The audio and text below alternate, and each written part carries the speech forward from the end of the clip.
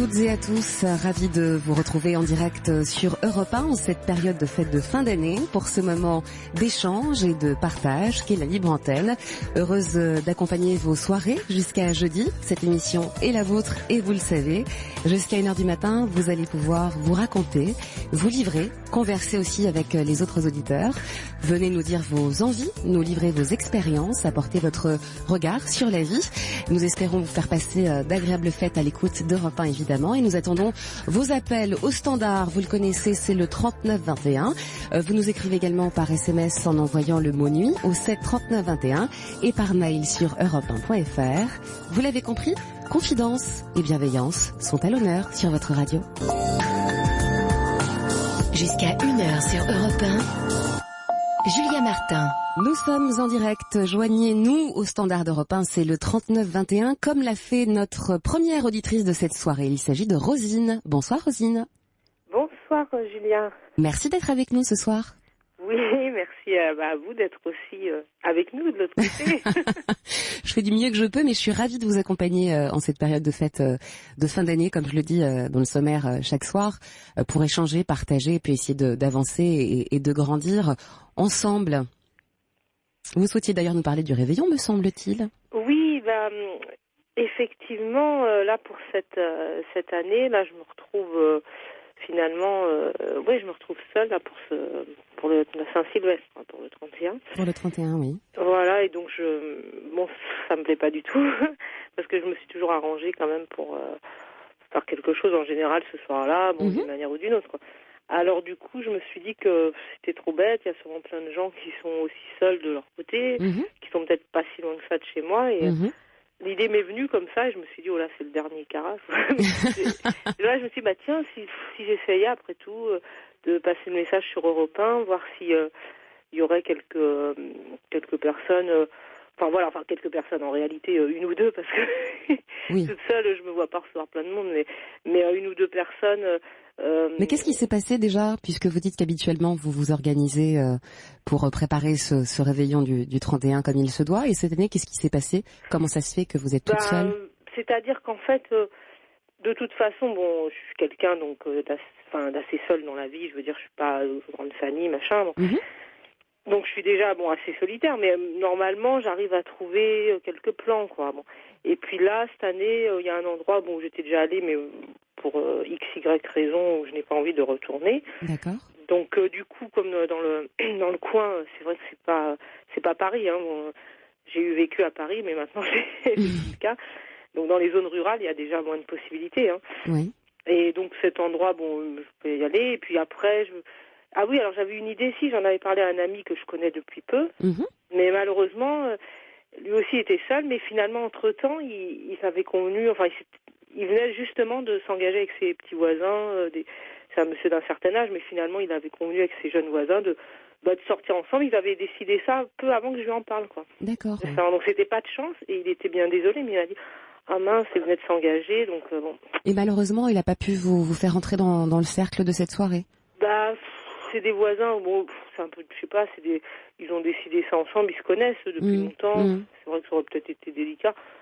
Ouais, il l'a pas dit, puis moi, je sais pas, je n'avais pas spécialement envie, parce qu'en plus, ils vont faire une sortie au restaurant, c'est pas trop le truc, c'est pas le truc de toute façon, qui m'aurait plu, quoi. Je veux dire, ils ont décidé d'aller tous les trois au restaurant. Moi, j'aime pas fêter le Nouvel An au restaurant, quoi. Vous avez envie de faire quoi, vous, Rosine? En fait, je me suis dit, je pourrais recevoir donc une ou deux personnes qui aiment rire et puis qui aiment la musique, par exemple, parce que je joue de la musique. Donc, si une ou deux personnes qui ont comme ça un esprit fraternel, s'ils aiment la musique ou que même ils jouent, c'est encore mieux. Et puis et puis l'idée, c'est de partager, c'est-à-dire qu'ils viennent en apportant eux-mêmes quelque chose à manger, à boire. On fait une mini auberge espagnole, disons. Voilà, ils apportent quelque chose, et puis moi je les reçois, et on sort de passer le réveillon ensemble. On partage de quoi manger, on peut peut-être jouer de la musique, on peut faire un petit jeu de société, tirer quelques fusées. Non, parce que j'ai acheté exprès, j'aime bien les artifices, donc je me suis offert exprès un petit set d'artifices il y a quelques temps. Oui. Alors c'est un peu con si je le tire toute seule.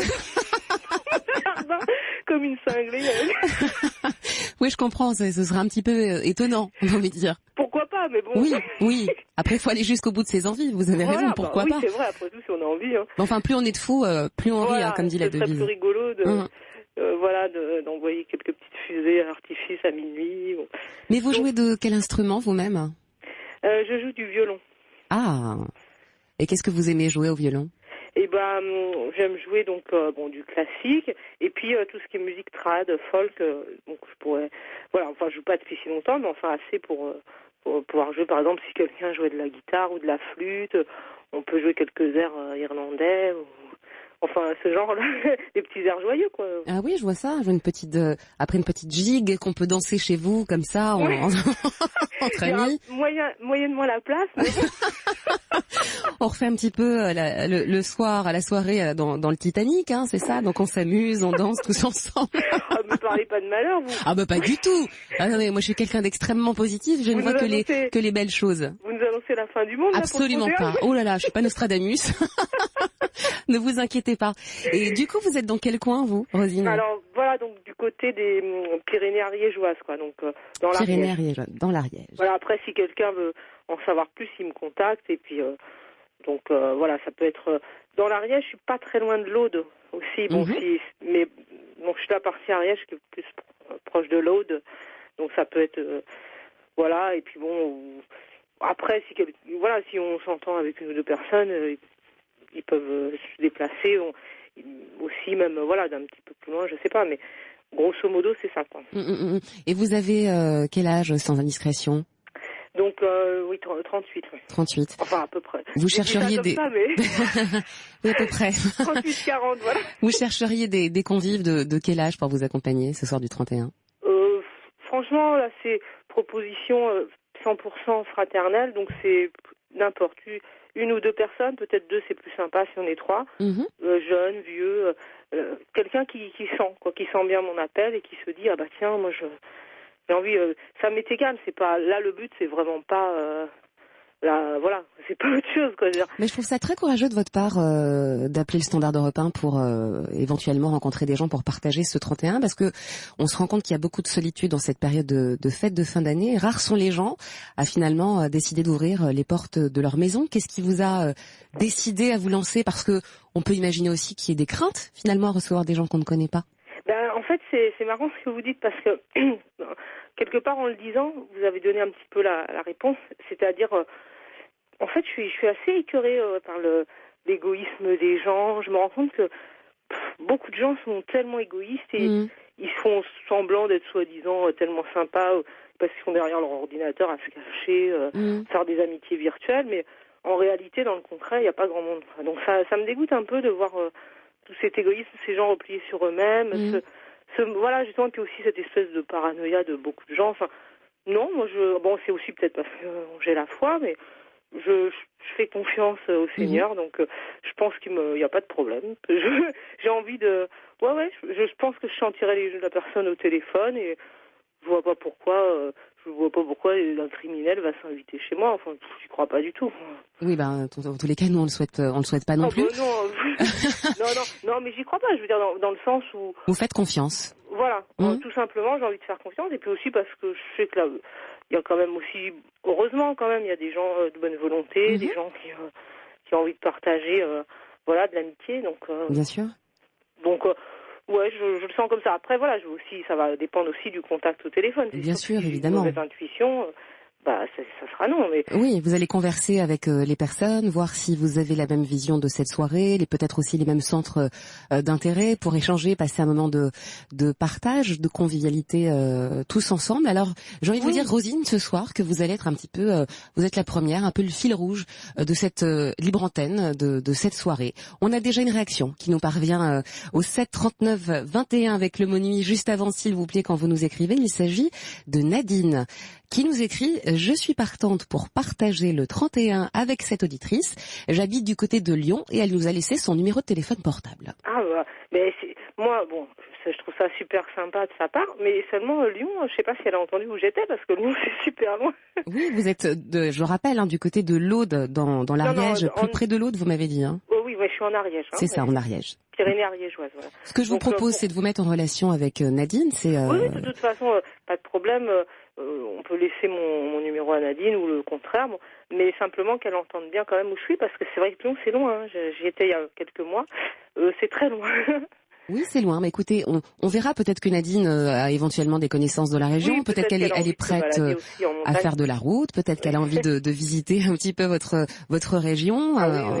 Ne fermons pas les portes. En tous les cas, comme vous l'avez dit, nous allons faire en sorte que vos coordonnées soient échangées afin que vous conversiez avec elle, voir éventuellement si cette soirée ensemble est possible. Et puis, j'invite tous les autres auditeurs d'Europe 1 à se montrer solidaires et enthousiastes. Si vous aussi, vous êtes seul, vous êtes du côté des Pyrénées ariégeoises, si, comme Rosine, vous avez envie de passer un bon moment de partage à la bonne franquette, c'est-à-dire que chacun arrive avec ce qu'il peut, avec ce qu'il est, et surtout avec cette envie de passer un bon moment tous ensemble. N'hésitez pas à nous contacter à Europe 1, 39 21, europe1.fr, et je répète, les SMS, c'est 7 39 21 avec le mot nuit juste avant.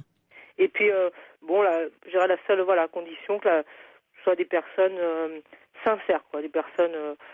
avec beaucoup de sincérité, être vrai, quoi. Oui, on est dans l'authenticité, la sincérité, parce que je rappelle quand même que vous allez ouvrir les portes de votre maison et que pour accéder à l'intime de quelqu'un, je pense qu'il faut être dans une démarche effectivement sincère. Voilà, être simplement vrai et puis plein de joie de vivre, et voilà, quoi.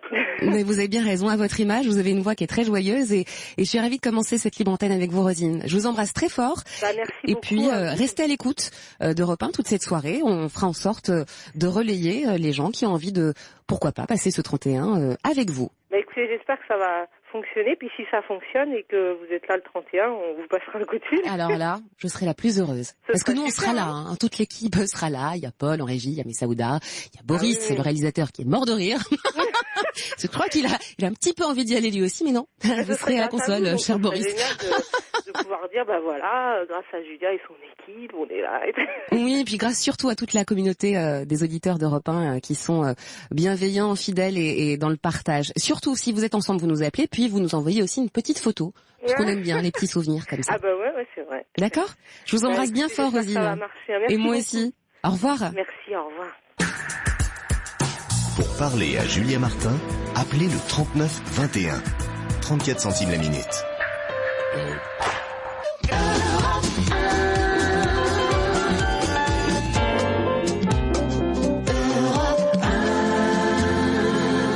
De nombreux messages déjà nous parviennent au 7 39 21. Vous envoyez le mot nuit juste avant pour répondre à l'appel de Rosine pour passer le 31 décembre avec elle. Rosine, nous avons Laure qui nous a laissé ses coordonnées, également Loïc qui est du côté du Midi-Pyrénées. Je rappelle que vous êtes dans les Pyrénées ariégeoises et qui souhaiterait rentrer en contact avec vous pour cette soirée du 31. Marie qui est en Bretagne nous dit dommage, un petit peu trop loin. En revanche, quelle bonne idée. Peut-être que je vais faire ça également dans ma région. Et puis, Martine nous écrit « Cette jeune femme, Rosine, a 1000 fois raison. Que d'égoïste, que de solitude nous vivons. » Merci à elle et bravo à elle pour cette initiative. Continuez à réagir à l'appel de Rosine et à nous appeler au standard 3921, comme l'a fait justement Claudie. Bonsoir Claudie. Bonsoir Julia. Merci d'être avec nous, merci de nous appeler. Voilà, je vous appelle, justement, il y a des périodes de solitude comme ça. Oui. Et moi, j'ai failli vous appeler le 24 décembre. Oui. Parce que j'étais seule pour le réveillon de Noël. Mmh. Et donc, j'étais très triste. Mais comme j'arrêtais pas de pleurer, je me suis dit, c'est pas très bien que j'appelle à l'antenne. J'arrivais pas à aligner un mot devant l'autre. Oui, oui. Et du coup, j'ai rencontré ma marraine hier. Oui. Et qui était donc à ce Noël. Et qui m'a raconté le Noël qui s'est passé en famille. Et en fait, ils se sont disputés après l'apéritif. Oui. Et à la fin du repas, ils se sont même battus. Non. Oui. Donc, je me suis dit, voilà, t'as pleuré toute seule en te disant, ouais, la famille t'invite pas, gna gna gna gna gna gna, parce que bon, c'est un peu compliqué, la famille et moi. Et du coup, je me suis dit, voilà, en fait, t'étais très bien toute seule, t'aurais dû te passer un DVD. Et puis voilà, quoi, au lieu de chouiner toute seule dans ta chambre, voilà. Mais Claudie, vous aviez l'habitude de passer Noël et les fêtes en famille ces dernières années ? C'est compliqué, Julia. C'est arrivé, mais bon, plutôt quand j'étais plus jeune. Enfin bon, c'est compliqué. Voilà, on va dire que c'est compliqué. C'est compliqué. Voilà. Et cette décision, c'est vous qui l'avez prise ou finalement oui, vous n'aviez pas été conviée? Non, mais on m'avait pas invitée. D'accord. Puis, mais c'est vrai qu'au moment même, voilà, quand se passe la soirée, on est tellement pris par les infos, enfin voilà, la radio, la télé, les magasins, enfin tout le monde nous dit Noël, Noël. Que quand arrive le soir, on a l'impression, enfin bon, moi j'ai les fenêtres autour de moi, on a l'impression que tout le monde s'amuse, que c'est merveilleux. Quand on est seul, on a l'impression que c'est merveilleux autour de nous et que nous on est tout seul et tout. Et ben en fait, non, c'est pas toujours merveilleux dans les familles, quoi. C'est très juste, c'est très juste. Et il y a d'ailleurs des sondages, je les avais cités la dernière fois, qui sont sortis notamment sur Metro News et sur 20 minutes, qui exprimaient que beaucoup de Français avaient cette angoisse des fêtes de Noël et des fêtes de fin d'année, parce qu'ils se sentaient parfois aussi en décalage. Vous savez, tout le monde n'a pas une famille aimante, une famille avec qui passer les fêtes. Tout le monde n'a pas forcément envie non plus de les faire, mais ils avaient cette impression qu'on renvoyait cette image d'Épinal et cette image aussi un peu idéalisée de ce que doit être ces fêtes de Noël et de comment il faut se comporter en famille. Et je crois que ça réveille plein d'angoisse chez beaucoup de gens. Et votre témoignage est très pertinent en ce sens-là. C'est que parfois, même si le moment est un petit peu difficile à surmonter, parfois il est préférable de s'abstenir de dîner avec des gens avec qui les choses ne sont pas forcément toujours évidentes, et quand bien même il s'agit des membres de sa famille. Je me suis dit, heureusement que j'y étais pas, parce que je me serais mise dans la bagarre et tout. Non, mais ça a été très très chaud, quoi. Faut pas parler politique, faut pas parler. Enfin bon, chacun a ses idées, voilà. Et là, du coup, je me suis dit, tant mieux, quoi. Vraiment, c'était bien. Et donc, je me dis, voilà, là, il va y avoir le réveillon du Nouvel An. Oui. Et je me dis, c'est pas grave si vous êtes seul. Mettez-vous un DVD, faites-vous un petit repas et tout. Franchement, c'est pas grave, c'est une soirée à passer. Mais en fait, voilà, au moins vous êtes sûr d'être bien. Enfin, je sais pas, c'est un peu difficile à expliquer, mais des fois c'est mieux, quoi. C'est le genre, on est mieux seul que mal accompagné. Mais il y a de ça aussi, il faut pas en faire un drame. Et c'est vrai qu'on a cette pression de faut faire la fête. Si tu fais pas la fête, t'es pas comme tout le monde et et c'est ça qui m'embête, quoi. Oui, mais après c'est vrai qu'il y a forcément des gens qui sont plus ou moins forts par rapport à ce type de situation. Bien sûr, et quand on subit cet événement-là, je conçois parfaitement que ça ravive la solitude qu'on peut déjà vivre dans son quotidien. C'est violent. Moi, je l'ai vécu d'une manière très violente à Noël, très très violente. Voilà. Et votre marraine, vous êtes proche d'elle? Comment s'est passée cette rencontre et comment elle vous a raconté tout ça, finalement? Parce qu'on s'est vu hier et puis voilà, parce que moi je la vois, je lui offre sa boîte de chocolat et tout ça. Donc voilà, elle m'a raconté, quoi. Mais voilà. Et je sais pas, je voulais faire, est-ce que je peux faire un souhait pour l'année prochaine? Bien sûr, évidemment. En avance, un souhait pour Europe 1. En fait, moi, ce qui me plairait, c'est que le directeur d'Europe 1, c'est Monsieur Oliven, c'est ça? Oui, c'est le PDG de la Gardère Active. PDG. Alors, s'il m'écoute, Monsieur Oliven, moi, j'aimerais que Paul, qui nous accueille au Standard, il est en train de se cacher là. Une émission en direct. Ah. Voilà, c'est mon vœu pour l'année prochaine. Ah, c'est un joli souhait, je trouve. Je suis sûre que plein d'auditeurs et d'auditrices qui m'écoutent vont penser, parce que c'est quelqu'un, j'ai déjà appelé l'antenne, qui a un humour, qui a une légèreté, qui arrive à désamorcer nos angoisses et tout. C'est un garçon formidable, et moi j'ai envie de l'avoir à l'antenne. Voilà, quand il faut remplacer Sophie Peter sous Caroline Dublanche. Je trouve ça très joli ce que vous dites. C'est un exercice difficile que vous faites là. C'est nouveau pour vous, Julia. Oui, c'est vrai que moi je suis plus habituée à animer des émissions classiques, et à tous les gens qui m'écrivent, c'est l'occasion de vous le dire. Effectivement, je suis journaliste. C'est intéressant aussi d'apporter une autre grille de lecture et un autre regard. Et je crois que le principal, c'est d'être à l'écoute, d'être empathique et d'être bienveillant vis-à-vis des gens qui nous appellent. Parce que c'est une sacrée responsabilité. Ouais, mais c'est vrai que bon, c'est comme vous n'avez pas de notion de psychologie, ça doit être périlleux pour vous, hein, de. Écoutez, vous savez, moi je suis une femme de challenge et en revanche je le dis parce que je crois que ce sera la première et la dernière fois. Je n'aime pas tellement parler de moi. Bientôt 10 ans que je travaille sur cette radio, j'ai beaucoup de difficultés parce que je suis vraiment là pour vous écouter vous et c'est mon bonheur à moi et c'est mon plaisir. En revanche, oui, j'ai un peu un passé, j'ai un background en psychologie qui ne regarde que moi d'ailleurs et je crois que c'est aussi pour ça qu'on m'a convié à ce micro pour ces soirées-là. Mais le but du jeu, et en fait c'est ce que j'entends quand vous faites cette déclaration et ce souhait pour Paul, et Jeanne aussi qui est en vacances en ce moment, et toute l'équipe de la Libre Antenne, c'est une famille que moi j'apprends à découvrir, et je vois le regard, la patience, l'écoute, et le plaisir qu'ils prennent tous les soirs mais c'est à vous recevoir. Un filtrage de téléphone si je puis dire, mais c'est vrai qu'il y a un moment où ils nous mettent en confiance, où ils apaisent nos peurs, enfin, moi j'ai eu affaire à Jeanne, qui est super aussi.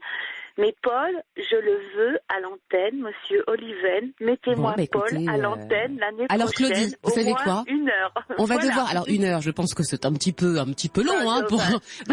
Non, il faut savoir commencer petit à petit, vous voyez. Non, attends, je dis 1 heure, mais 2 heures. Alors, moi je m'engage. Je m'engage parce que je suis comme ça. Et j'ai dit tout à l'heure, Emmanuel Faux, que j'allais faire une surprise pour le 31. Paul, qui est tout rouge en fait en régie en ce moment. Paul va venir. Et il viendra faire un message aux auditeurs en direct en studio le soir du 31 décembre parce qu'on est comme ça et que surtout, j'aime faire plaisir aux auditeurs qui nous suivent et qui nous sont fidèles. Je vous embrasse 1000 fois, Claudie. D'accord, merci. À très bientôt. Je veux à l'antenne 1h30. Bon, écoutez, le message est passé. Paul, tu diras à ta maman d'arrêter de nous appeler. 23h sur Europe 1. Merci de votre confiance.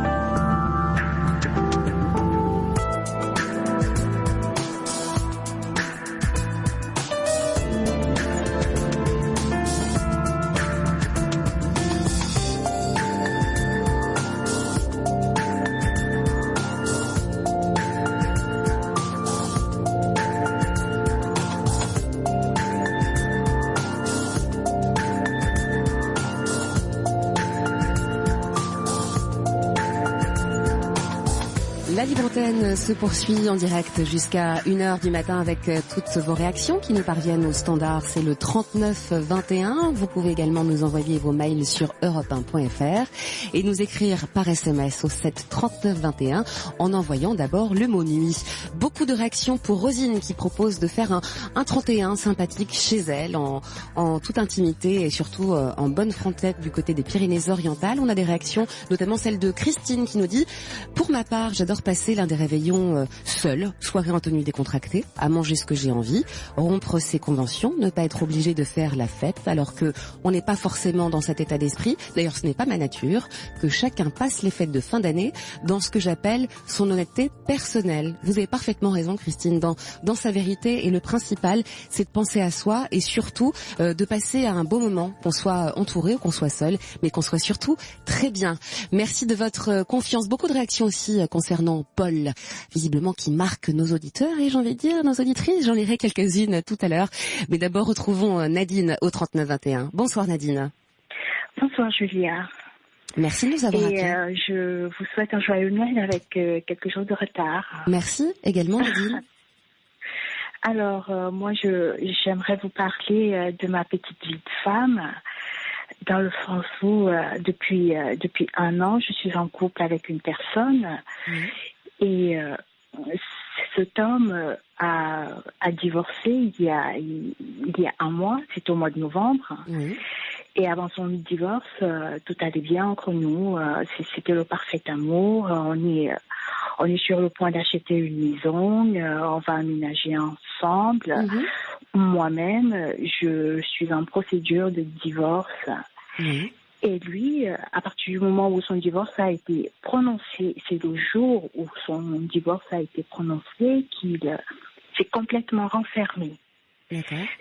C'est-à-dire que pour moi, il est devenu difficile de parler avec lui. C'est c'est dur, que ce soit avec ses parents, ses 2 sœurs. Il n'arrive plus à parler. Je ne sais pour quelle raison. Je lui ai demandé s'il digérait mal la chose, le fait que ce soit pas lui qui soit parti parce que c'est son ex qui avait demandé le divorce. Ça s'est super bien passé. Ils ont divorcé à l'amiable. Ils avaient un avocat en commun. Oui. Ça s'est bien passé, mais ce que moi je n'arrive pas à comprendre, c'est que lui, après le divorce, enfin, surtout le jour où cela a été prononcé, il s'est renfermé. Il me parle à peine. On se voit tous les jours. On continue à avoir une vie de couple. Mais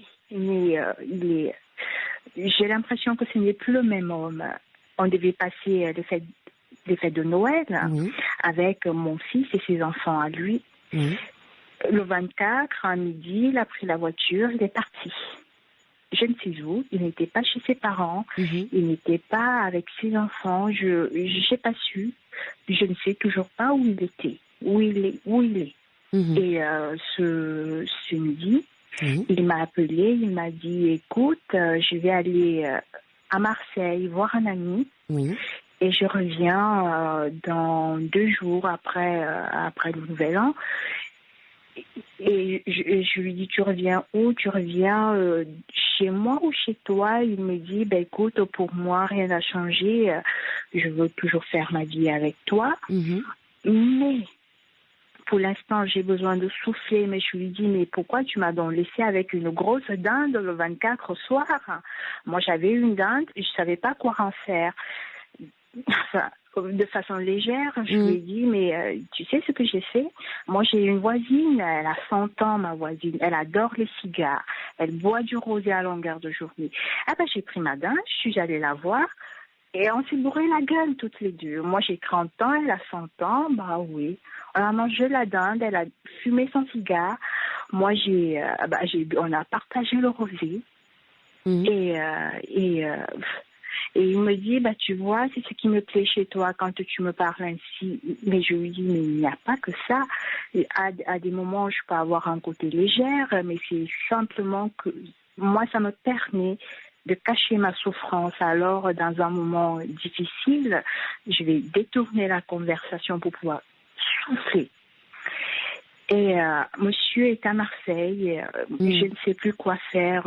J'aimerais bien qu'il me dise... c'est mon point de vue, qu'il souffre qu'il souffre de son divorce, que ça lui fait mal. Il est quand même resté 18 ans avec cette femme, c'est la mère de ses 2 enfants. C'est pas rien dans la vie de quelqu'un, du jour. Il n'arrive pas à mettre des mots là-dessus. Et moi, je me sens désarmée, j'ose pas, je ne sais même pas quoi lui dire. Oui, vous vous sentez démunie. Oui, exactement. Et il a changé d'attitude et de comportement vis-à-vis de vous du tout au tout depuis que le divorce a été prononcé? C'est depuis le jour, tout est parti du jour où le divorce a été prononcé au mois d'octobre. Tout est parti de là. Avant, il était bien. Le lendemain, ce n'était plus le même homme. Quel genre d'homme il était avec vous avant? Avant, il était attentionné. Il essayait de m'acheter une rose par jour parce qu'il m'a toujours dit que j'étais sa rose, que je suis sa rose. Et ensemble, on s'est dit, on va acheter une petite maison et on aura des roses. C'était ça notre rêve. Mais vraiment un homme attentionné qui aimant, de mon point de vue, qui prenait soin de moi. Il a 12 ans de plus que moi. Moi, j'ai 30 ans. Et tout allait bien. Il me parlait, il était gentil. Et c'est le jour où son divorce a été prononcé, que ce soit vis-à-vis de ses parents, de moi, ou son entourage, il s'est renfermé. Vous êtes proche de ses parents, justement? Ce sont des gens avec qui vous pouvez parler? Oui. Et comment ils le perçoivent, ça? Qu'est-ce qu'ils en pensent, eux? Sa mère, elle m'a dit qu'il était mal, mais que je n'étais peut-être pas la bonne personne à qui il avait envie de confier cette douleur-là. Que c'était C'était son grand amour. C'était, il a vécu 18 ans avec elle. Et après, elle est partie. C'est elle qui est partie, c'est pas lui. Un beau matin, elle lui a dit, je veux divorcer. Il lui a dit, d'accord. Et ils ont divorcé à l'amiable. Ça s'est super bien passé. Et sa maman, elle me dit que ce n'est peut-être pas à moi qu'il a envie de confier ces douleurs-là. En même temps, moi, j'en souffre dans le sens où j'aimerais bien savoir ce qui se passe dans sa tête. Oui. Et en fait, je ne comprends pas. Le soir du réveillon de Noël, vous aviez tout préparé pour le passer donc avec lui, avec ses enfants également? Oui, exactement, oui. Mais il ne s'est pas présenté chez ses parents. Écoutez, à 18h, il m'a appelé, il m'a dit je viens pas, il ne s'est pas présenté. Je lui ai dit la dinde elle est au four, je fais quoi? Il me dit mais j'en sais rien, tu partages tout avec les voisins, donc et moi j'avoue que j'étais triste, j'étais mal, et il m'a dit ne m'appelle pas, j'éteins mon téléphone, je pars. Il a pris sa voiture, il est parti. J'ai appelé ses deux sœurs, sa maman, elle n'avait pas de ses nouvelles. Et il est réapparu aujourd'hui. Et vous êtes resté sans nouvelles tous ces jours? Ces derniers jours, vous étiez sans nouvelles? Sans nouvelles. Et ce matin, j'ai d'abord appelé sa maman. Je lui ai demandé si elle avait de ses nouvelles. Elle m'a dit oui.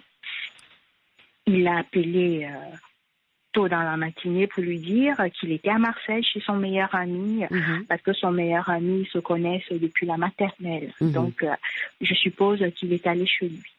D'accord. Et son fils, je crois, était chez vous pour le réveillon? Oui. Il a un fils de quel âge? Il a deux fils. Il a un fils, son aîné a 14 ans et le second en a 12. Et est-ce qu'il avait donné des nouvelles à ses enfants? Non. Non plus? Non plus. C'est la première fois qu'il passait le réveillon sans, on va dire, son ancien couple, son ancienne famille. Et moi, j'ai l'impression que ça a été très violent pour lui. Mais comme toujours, il n'en parle pas. Vous dites comme surtout toujours. Pas à moi. Comme toujours, donc ça veut dire que c'est un trait de sa personnalité, ça justement, de se renfermer? Oui. Oui, mais avant qu'il ne divorce, je faisais avec. Je me suis toujours dit que on a tous nos qualités, nos défauts, mais bon, ça ne me dérangeait pas plus que ça. S'il avait besoin de temps pour réfléchir ou pour s'isoler, ça ne me dérangeait pas. Mais là, je le sens mal. S'il souffre, je souffre aussi. Je me dis comment je vais faire l'année prochaine, en 2015, aménager dans une maison avec un homme qui est complètement renfermé. Je ne sais plus quoi faire. Je me sens désarmée. J'ose espérer qu'il va finir par me parler, me dire ce qu'il a sur le cœur. Vous avez déjà essayé de trouver un moment, rien que tous les deux, un moment posé pour arriver justement à lui exprimer la douleur, la blessure que ça génère en vous, le fait qu'il ne vous parle pas? Est-ce que vous avez pu lui dire? Je n'ai pas les bons mots, je ne sais pas comment m'y prendre, je ne sais pas. Vous avez déjà essayé? Et comment vous êtes... qu'est-ce que vous avez dit à ce moment-là? Je lui ai dit, écoute mon amour, je vois que tu vas mal, tu digères. Moi, je ne suis pas quelqu'un de diplomate. J'ai un défaut, je ne suis pas diplomate. Moi, je dis les choses comme je les ressens. Et moi, j'ai l'impression que quand moi, j'ai exprimé cela, il a mal pris parce que moi, je lui ai dit, là, j'en peux plus. J'essaie de te parler, tu me réponds pas, tu me dis tout va bien, mais je vois bien que ça ne va pas. Depuis ce jour-là, tu n'es plus le même. Et ce jour-là, il s'est complètement renfermé. Ça a été de pire en pire. Je me suis dit que je n'ai pas la bonne méthode. J'y arrive pas. C'est pas comme ça qu'il faut s'y faire avec cet homme-là. Je ne sais pas. Je crois que cet homme qui a vécu 18 ans avec cette femme qui est la mère de ses enfants a comme réalisé d'un coup, le jour de l'annonce du divorce, que c'était la fin de cette partie de sa vie. C'est comme si ça s'ancrait dans la réalité. Vous voyez ? Et comme vous l'avez très bien exprimé auparavant, effectivement, je pense que ça a été très violent pour lui. Surtout si c'est quelqu'un qui n'exprime pas ses émotions, qui n'exprime pas ce qu'il ressent, puisque vous m'avez dit également que sa femme a demandé le divorce sans motif apparent et qu'il a accepté. Exact. Sans même, a priori, poser des questions pour essayer de comprendre ce qui n'allait plus dans cette histoire. Oui, exact. Je crois que il est important de lui laisser le temps, peut-être, de se poser, de se ressourcer, de faire le point dans sa tête. Cette mise à l'écart vis-à-vis de vous ne veut pas dire qu'il ne vous aime pas. C'est peut-être aussi une façon de vous préserver. Parce que quelque part, cette histoire ne vous appartient pas, ce n'est pas la vôtre, c'est la sienne. Je crois que cette démarche de partir voir son meilleur ami est une démarche positive. Puisque si c'est quelqu'un qui le connaît depuis l'enfance, en l'occurrence la maternelle, c'est forcément quelqu'un avec qui il peut se sentir justement en confiance, libre d'exprimer ce qu'il ressent. S'il a des difficultés à le faire, heureusement qu'il y a cet ami avec qui il peut parler. Vous voyez, je trouve ça plutôt positif qu'il fasse ça. En revanche, vous laissez sans nouvelles et laissez sa famille sans nouvelles. C'est ce que sa famille vous a dit. Après, on ne sait pas s'il n'a pas informé ses parents ou ses enfants qu'il partait, qu'il allait revenir. En tous les cas, il s'agit de vous, là. Vous laissez sans nouvelles. Je comprends à quel point ça peut vous désarçonner. Et je crois que vous me semblez, malgré tout, quelqu'un de diplomate. En tous les cas, vous me semblez quelqu'un d'amoureux, qui se pose 1000 questions et qui a envie d'arriver à faire avancer cette histoire, puisque vous avez aussi un projet de vie qui est cette maison, qui est le foyer. Donc je crois qu'il faut peut-être accepter qu'il parte pour mieux revenir. Voyez ? Mais lui faire comprendre que cette situation vous fait souffrir, non pas parce qu'il ne vous parle pas, mais qu'il ne peut pas vous laisser sans nouvelles. Parce que ça, c'est source d'angoisse pour vous. Vous voyez ce que je veux dire ? Peut-être exprimer les choses en lui disant « Je comprends que tu aies besoin de temps pour toi, pour réfléchir peut-être et faire le point. Et en ce sens-là, tu as raison d'aller voir ton ami d'enfance, chez qui tu te sens bien. En revanche, ne me laisse pas moi sans nouvelles. Parce que j'ai peur pour toi, je m'angoisse pour toi. Et parce que je t'aime. » Oui. Oui, mais en même temps, comme acheter une maison, enfin, pour moi, c'est énorme. Je ne l'ai jamais fait de ma vie.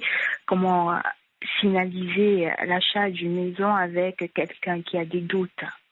Parce que lui, il doute. J'ai l'impression qu'il ne sait plus où il en est. Après 18 ans de mariage, il se peut qu'il ait envie de vivre un vieux garçon ou un jeune garçon libre, j'en sais rien. J'imagine. Là, vous projetez des choses parce que vous êtes dans le doute vous-même. Oui. Mais il se peut très bien aussi qu'ils se disent j'ai envie de préserver Nadine, je n'ai pas envie de lui faire porter cette histoire qui est la mienne, et de ce fait-là, je préfère m'extraire et me retrouver seule pour faire le vide, faire le point dans ma tête. Vous voyez ce que je veux dire ? En revanche, pour l'achat de la maison, je crois qu'il va falloir peut-être y aller un peu pas à pas, c'est-à-dire ne pas forcément précipiter les choses. D'avoir un projet commun dans un couple, c'est fondamental. C'est ce qui vous permet d'inscrire le couple aussi dans une réalité. Et si vous avez ce même projet de vie, oui. Mais pour le moment, il s'agit peut-être de lui laisser du temps, et vous aussi de vous laisser du temps, et de laisser les choses évoluer, voire si dans les semaines qui arrivent, dans les mois qui arrivent, finalement vous arrivez à trouver un terrain d'entente, et si lui fait un pas vers vous aussi, pour arriver à fendre l'armure. L'achat de la maison sera finalisé le 5 janvier. Vous avez déjà signé les papiers ? Oui. Ce sera le 5 janvier, on va chercher les clés. Et là, je ne sais plus quoi faire. Moi, je ne sais plus. J'ai l'impression que je suis face à un mur. Je ne sais plus. Je ne sais pas. Il se trouve où en ce moment-là ?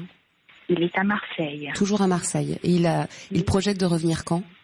Il m'a appelé ce soir et il m'a envoyé un texto pour me dire qu'on se verra soit jeudi ou vendredi.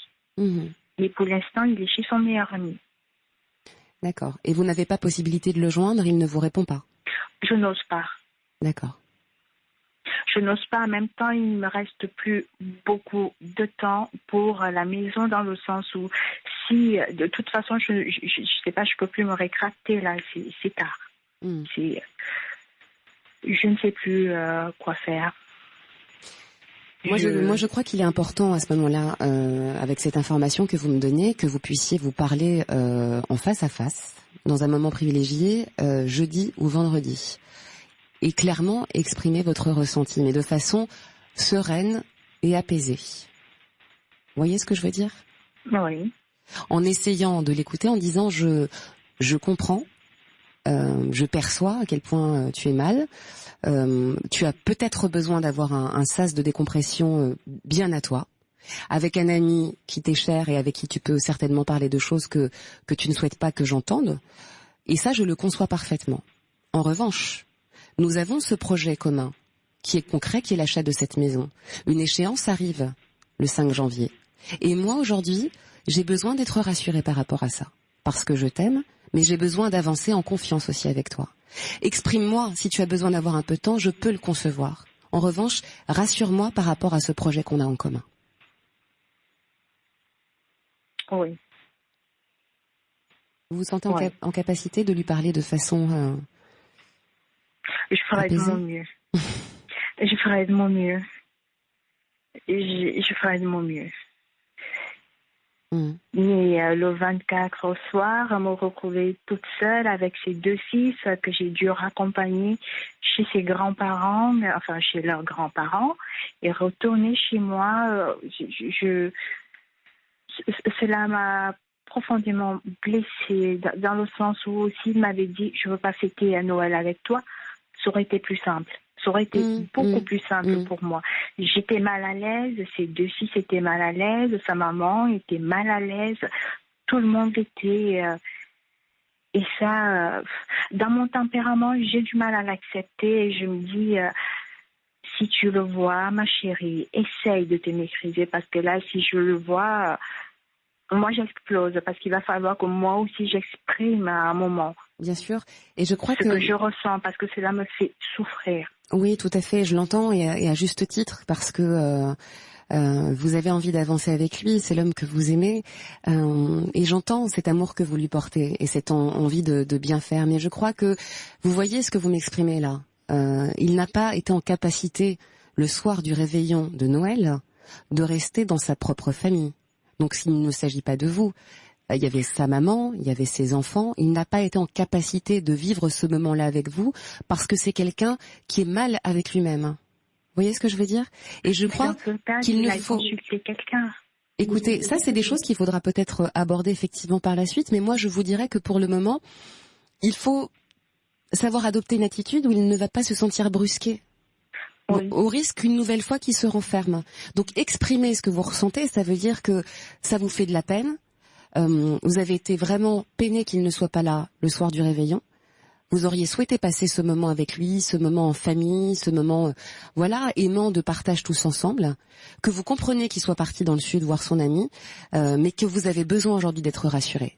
Parce qu'il y a une échéance qui est là, qui est cette maison, que vous êtes à son écoute, mais que vous avez aussi, vous, besoin d'être rassuré. D'ailleurs, c'est ce que nous dit un auditeur qui nous écrit au 7 39 21.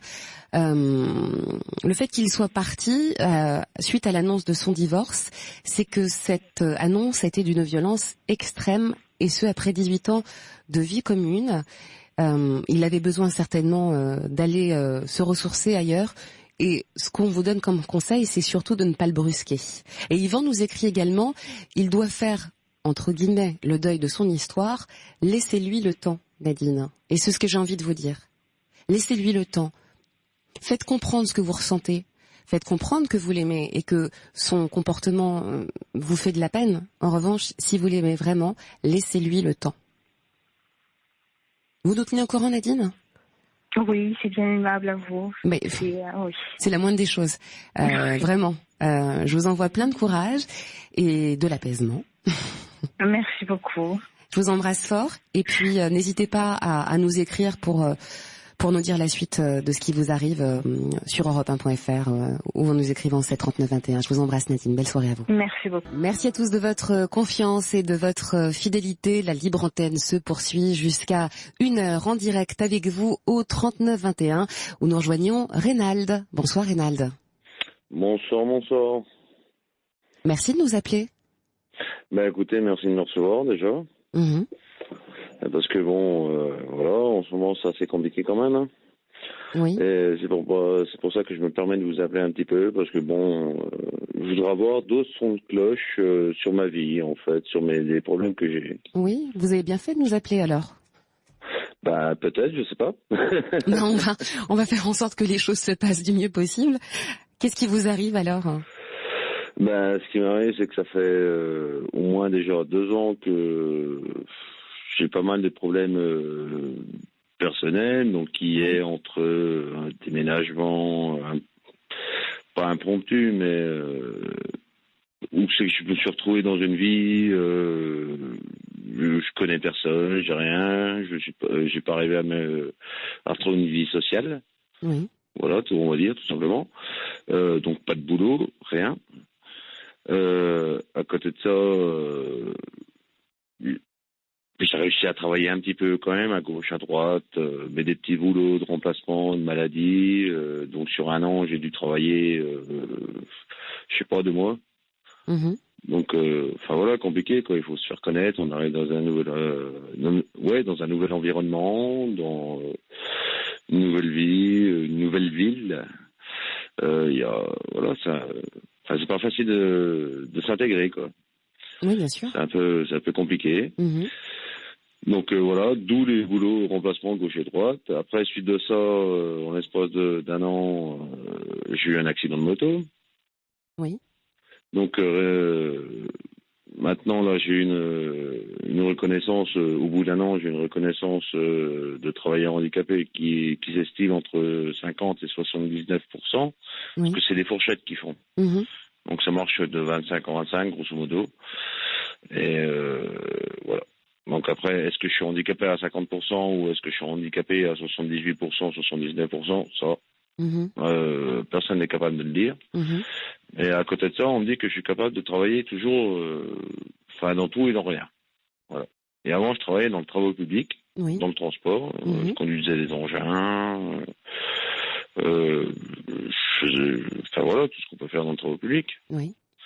Des engins, des camions, je conduisais des camions, je faisais plein de trucs. J'ai travaillé dans le transport quand j'avais pas de boulot dans le TP.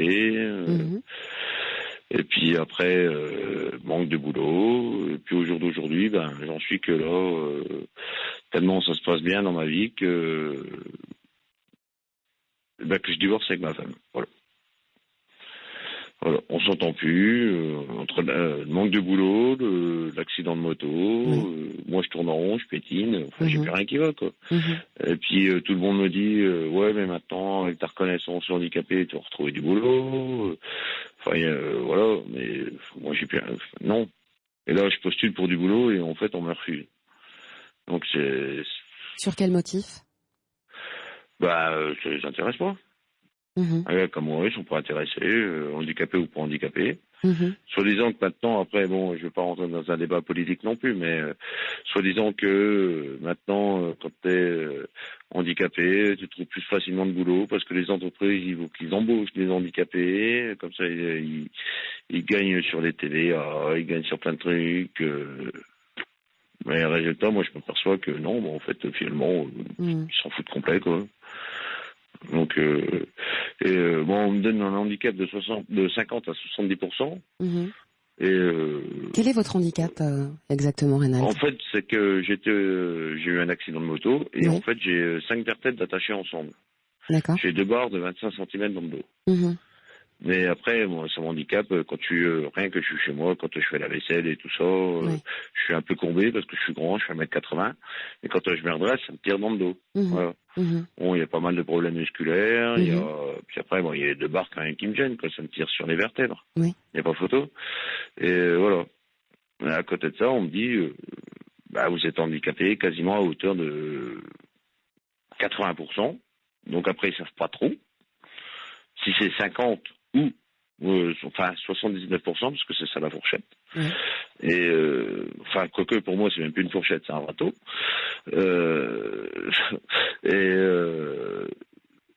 Puis voilà. Et puis après, ils me disent que je peux retourner travailler dans le travail public, faire tout ce que je peux. Voilà, allez-y, profitez, faites. Alors moi je leur dis, écoutez, faut pas me mettre un handicap comme ça, quoi. Vous me mettez handicapé de 20%. Puis c'est tout. Voilà, j'ai un petit peu de soucis, certes, j'ai des problèmes à me couvrir, mais ne me mettez pas un handicap comme ça. Parce que là, du coup, les gens, là, je rentre dans une entreprise, c'est direct, 80%, entre 50 et 80%. Voilà. Et suite à l'accident... Déjà, dans le travail public, il faut que j'oublie. En fait, ça porte limite plus de préjudice qu'avant. Oui, mais forcément.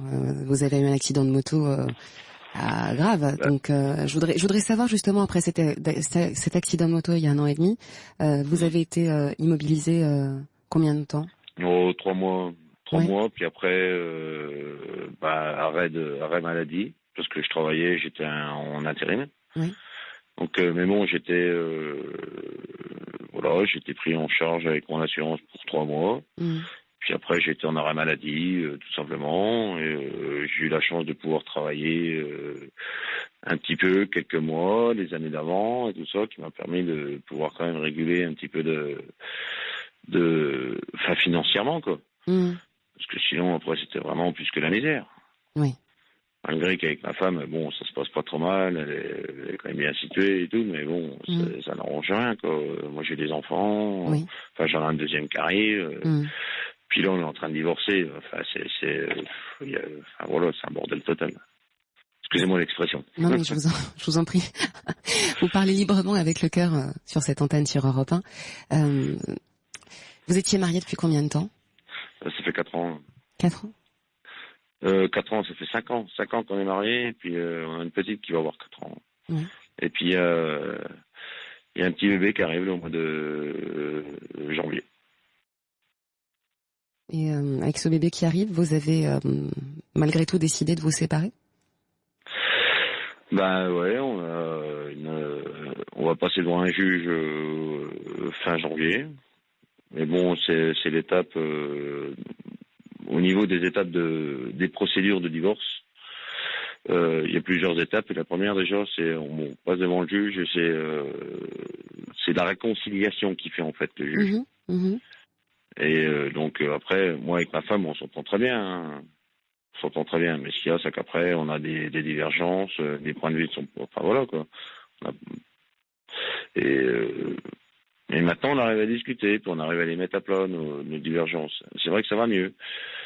Mais il faut mettre un coup de poignard, un coup de couteau là où ça fait mal pour pouvoir avoir quelque chose. C'est ça qui est dingue, quelque part. Et quelles sont ces divergences entre vous? Pardon?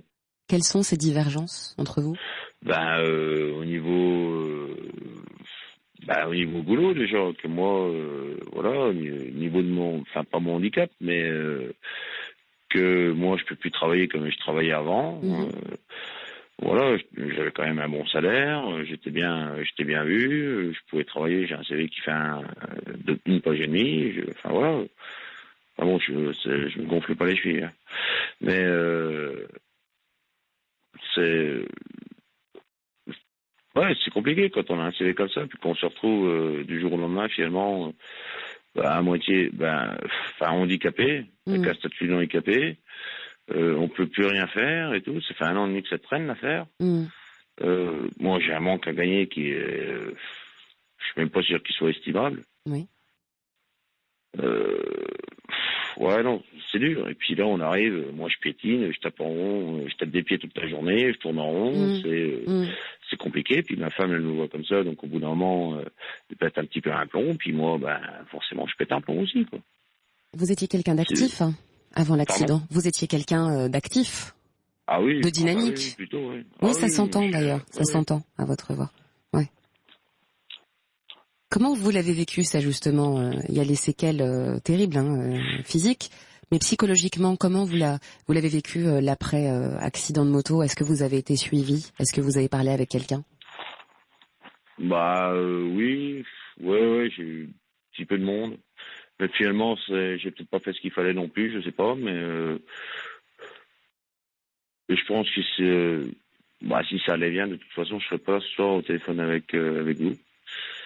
Donc je pense que il y a un truc qui va pas, de toute façon, toujours à un certain niveau, et je sais pas quoi, et puis quelque part, c'est pour ça que je vous appelle, quoi, de toute façon. Oui. C'est peut-être essayer de trouver le pourquoi du comment, parce que j'arrive pas à le trouver autrement, et puis je ne dis pas que vous êtes pour une petite chance, mais presque, quoi. J'écoute tous les soirs. Puis un moment, voilà, il y a des choses. Moi, j'adore ce que vous dites parce que c'est vrai que vous avez entièrement raison. Bon, après, chacun son point de vue, mais voilà. Mais sinon, non, voilà. Oui, vous êtes perdu là. C'est un peu par désespoir. De toute façon, au bout d'un moment. Vous arrivez à en parler avec votre entourage? Vous m'avez parlé de vos amis tout à l'heure. C'est des gens dont vous êtes proches? Ouais, au début, je voulais pas faire le 31 décembre. Je voulais le rester tout seul. Parce que je voulais pas embêter les gens avec mes soucis, compagnie. Puis, finalement, eux, ils veulent me voir. Donc, je vais y aller, quoi. Je vais y aller. Et vous me dites qu'avec votre femme, vous vous entendez bien? Ouais, bizarrement, ouais. Puis qu'on commence à se séparer, là, ça va moins bien. Elle a pas mal de choses à y perdre aussi, de toute façon, mais on s'entend beaucoup mieux. Vous arrivez à dialoguer par moment, du coup? Ouais. Ouais. Ouais, au téléphone et tout. On parle mieux qu'avant, mais il y a un truc qui manque. Il y a un truc qui est toujours pas là, de toute façon.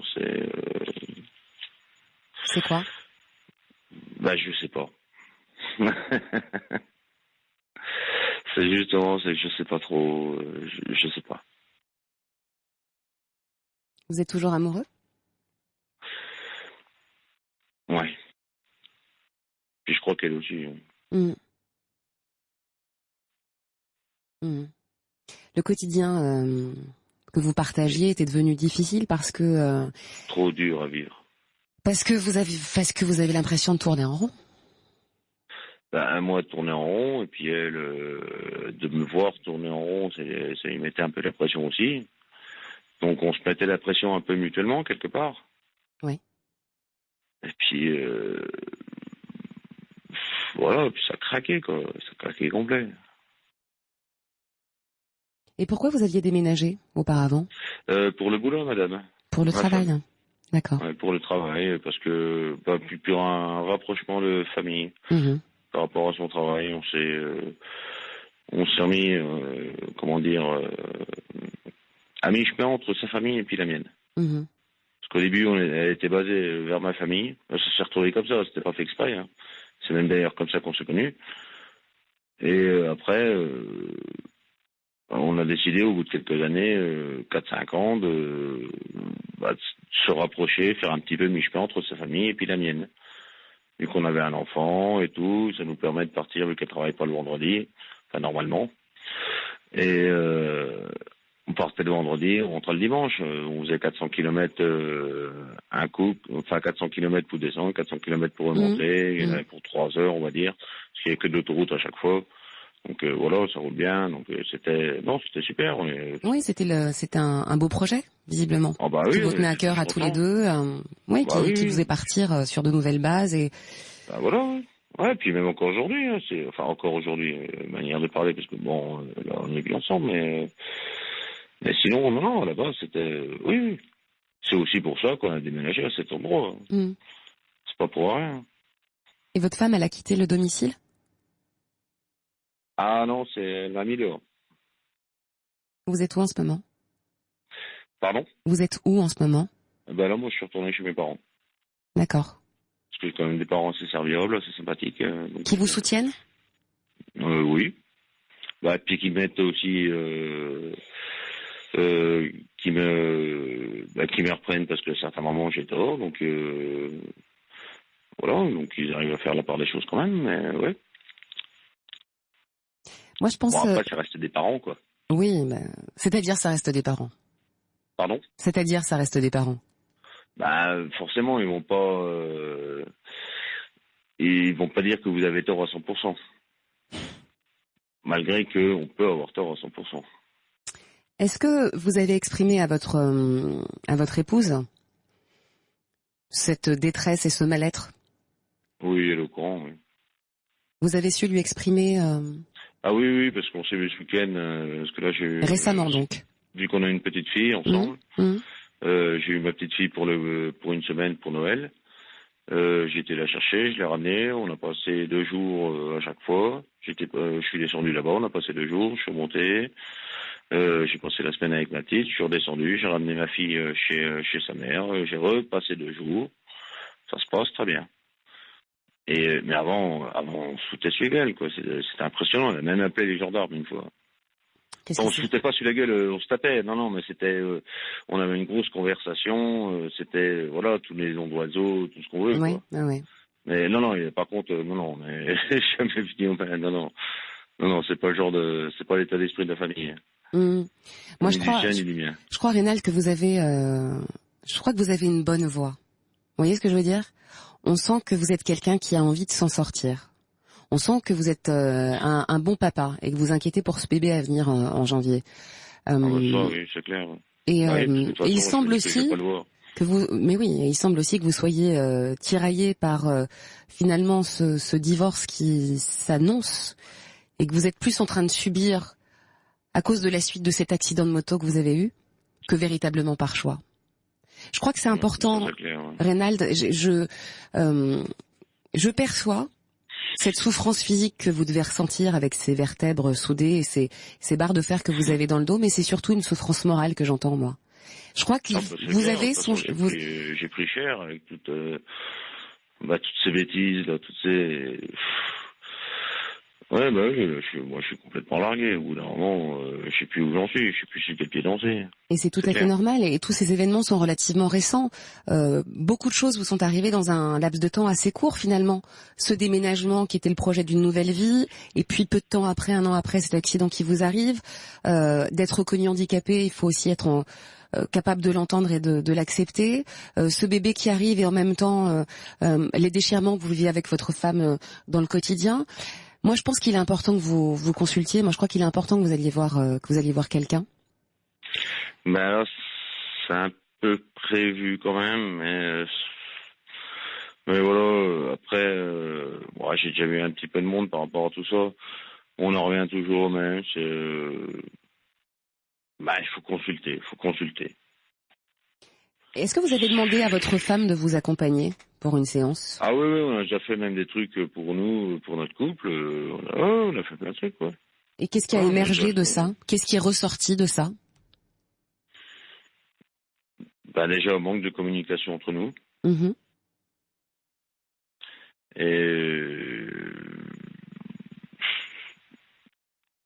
puis après, c'est que il faut que j'arrive à me reconstruire une vie correcte, à me retrouver un boulot malgré tous les problèmes. Ouais. Mais je crois que, vous voyez, vous me parlez beaucoup de ce travail qui est important pour vous, étant donné que vous étiez quelqu'un d'actif, de dynamique, et que vous vous sentez diminué. C'est comme si quelque part il y avait une double peine suite à cet accident de moto qui vous a immobilisé et qui vous empêche aujourd'hui d'être dans la vie. Et j'ai l'impression de vous dire que, en tant que socle et patriarche, d'assumer votre rôle pleinement comme vous souhaiteriez le faire. Oui, mais comment? Mais je pense que les choses arriveront si vous arrivez déjà vous-même à vous sentir mieux et à retrouver confiance. Vous voyez? Ouais, c'est surtout ça, oui. Parce que la confiance, vous l'avez perdue. Ouais, ça, j'ai plus rien. Non, c'est clair que j'ai plus rien. Et je crois que c'est sur ça qu'il faut travailler, Reynald. Parce que cette confiance que vous allez retrouver, qui va se restaurer, vous permettra de vous redynamiser et de retourner vers l'extérieur et ensuite d'appréhender le monde du travail, qui sera forcément différent suite à ce qui vous est arrivé. Vous voyez? Mais ça ne me fait pas forcément peur, le monde du travail, mais c'est que c'est vrai que j'ai perdu l'habitude, quoi. Oui, bien sûr. Et c'est tout à fait Là, normal. À la base, en plus, à la base, moi, j'avais quitté un boulot, je gagnais bien. Moi aussi, je l'ai peut-être déjà dit. Enfin, où je gagnais bien ma vie. Voilà, je l'ai quitté pour me mettre fonder une famille avec ma femme, quoi. Donc on était les rois du pétrole tous les deux. Mais enfin voilà. Après, non. Après, au bout d'un moment, c'est bien joli, mais il y a des choses qui s'arrêtent. Ouais. Tu déménages, tu fais des concessions, tu fais plein de trucs, et puis résultat, au bout d'un moment, tu me prends un petit peu plein la gueule, quoi. Ça te retombe dessus. Oui. Enfin, ça te retombe dessus, manière de parler, mais c'est un boomerang, quoi. Mais c'est beaucoup d'événements durs qui vous sont arrivés en très peu de temps.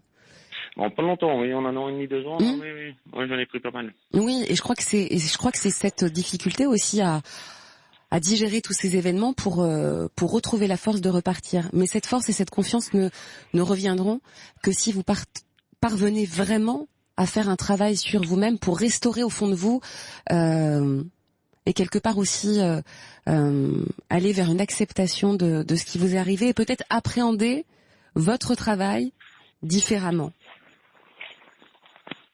Vous voyez ce que je veux dire ? Ouais, oui. Vous savez quoi, il y a 2 ans et demi de ça, j'ai fait une formation pour avoir un diplôme de moniteur auto-école que j'ai eu. Et on me l'a refusé suite à un accident de la circulation que j'ai eu il y a 12-13 ans. Voilà. Donc déjà, ça a commencé comme ça, en fait, l'affaire. On m'a refusé mon droit d'enseigner. Après, j'ai déménagé. Je me suis retrouvé dans un endroit que je connaissais pas. 1 an après, j'ai eu mon accident de moto.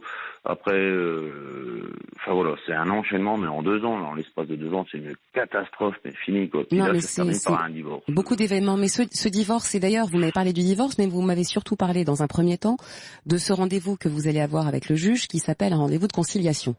C'est-à-dire que vous allez converser ensemble avec votre femme, qui l'est toujours, qu'il le sera peut-être plus demain, mais en tous les cas qu'il est toujours aujourd'hui. Je pense qu'il est normal que votre couple ait subi autant de secousses parce que vous avez été accidenté, vous vous êtes retrouvé à la maison, il a fallu appréhender le temps différemment dans cette promiscuité avec le mal-être que vous aviez et avec votre femme enceinte, et tout ça aussi génère forcément des fragilités, réveille des fragilités et des tensions. Je crois qu'il est important, d'une part, que vous consultiez, et je crois qu'il est important aussi de vraiment bien vous parler avec votre femme, parce que peut-être que l'histoire n'est pas finie entre vous. Peut-être qu'elle a été mise à rude épreuve, mais peut-être que l'histoire n'est pas finie. Ah bah là, mise à rude épreuve, ça c'est clair. Hein. Oui, mais peut-être que cette histoire n'est pas finie. Pas finie, je pense que... voilà, peu qu'on en parle, non. Oui, on se dit que c'est pas fini, mais si c'est pour recommencer puis retomber dans les mêmes travers parce qu'elle me met une pression, parce que moi ça va pas, parce que le boulot ça va pas, parce que j'ai dit, parce que c'est là, parce qu'en fait c'est ça le truc. C'est elle me met la pression par rapport à tout le reste. Elle travaille, elle a un appartement de fonction, enfin voilà, c'est la fête. Puis moi à côté de ça, moi je subis un petit peu les événements du jour. Et moi, je suis pas comme ça. Voilà, comme vous l'avez dit, je suis quelqu'un de dynamique, qui a besoin d'être acteur de ce qui lui arrive. Voilà. Donc, au bout d'un moment, c'est plus possible. Moi, ça fait 4 ans que je pétine toute la journée. Mais comme tous les gens, mais évidemment, bien sûr. Et quand on a été actif et fort, c'est difficile d'accepter de se sentir diminué. D'ailleurs, c'est ce que nous écrit un auditeur au 7 39 21. C'est normal ce que vous subissez, difficulté dans votre couple, car quand on tourne rond chez soi avec sa femme enceinte, rassurez-vous, il n'y a pas qu'à vous que ça arrive. Nous avons fait une thérapie de couple et ça a payé. Et grâce à ça, si vous retrouvez du travail, c'est tout ce que je vous souhaite, vous allez pouvoir avancer. C'est exactement ce que je vous souhaite, Reynald. Vraiment. Merci à lui. Puis oui, merci à vous de votre confiance, merci à vous de nous avoir appelés. Et vraiment, je crois que la solution se trouve à la fois dans la conciliation et dans le dialogue avec votre femme, et c'est en cours. Et je crois qu'il est fondamental que vous-même, vous puissiez aller consulter pour parler de tous les événements qui vous sont arrivés, qui sont des événements graves. Vous voyez ? À chaque fois, que je vais consulter, ça... Ouais, pourtant, j'ai été voir 2-3 fois, quand même. Enfin, plusieurs personnes, même. Enfin, j'ai été voir, je sais pas, 10-15 rendez-vous, peut-être. Il y a plusieurs personnes, et ça se résume. On m'a dit, limite, à la fin, c'est... ce qui vous arrive, c'est de votre faute, hein. Donc, allez-y.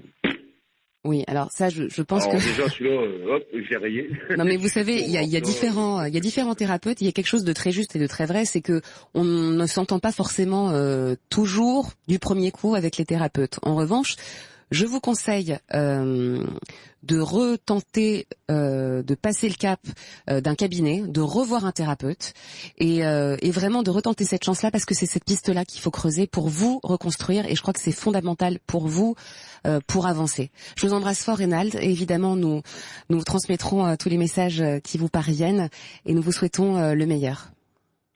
Ben écoutez, on va essayer, ouais. Ça va, mais bon, voilà, pas facile. Merci aux Reynald. Personnes là qui envoient des petits messages de soutien. Merci à vous. Merci à Paul. Et puis... merci à vous de votre confiance. Bonne soirée quand même. Et je continue à vous écouter de toute façon, quoi qu'il arrive. Voilà. Merci. J'aime bien les explications aussi des autres de temps en temps. Voilà. J'aime bien, ça donne un petit peu de soutien, même si c'est fait indirectement. Mais merci Reynald. Au revoir. Merci à vous. Au revoir. 3921, et c'est Claire qui nous attend. Bonsoir Claire. Bonsoir. Je vous appelle pour apporter ma pierre à un édifice qui a commencé deux de vos éditrices aujourd'hui, qui m'a fait le plus grand plaisir, parce que je me suis dit, bon, je suis pas toujours seulement asocial. Bon, c'est la première personne qui a proposé gentiment d'inviter chez elle 2 personnes pour pas être seule. Pour le 31 décembre, célébrer le 31 décembre, oui. Je trouvais ça, c'est une idée géniale. Et la deuxième personne qui, au départ, pleurait parce qu'elle était toute seule, et qui s'est aperçue qu'elle avait bien fait de rester chez elle, parce que la famille s'était engueulée. Tout à fait. C'est bien résumé, Claire. Voilà. Donc, moi, tout le monde me prend pour, me prend pour une ahurie, parce que ça fait 30 ans que je passe Noël et premier temps, toute seule. Toute seule. Et nous allons nous arrêter là-dessus, car il est l'heure des infos. En revanche, on vous retrouve juste après, en direct sur l'antenne d'Europe 1, minuit. Merci de votre fidélité. Les infos, c'est avec vous, Loïc Laurie. Bonsoir.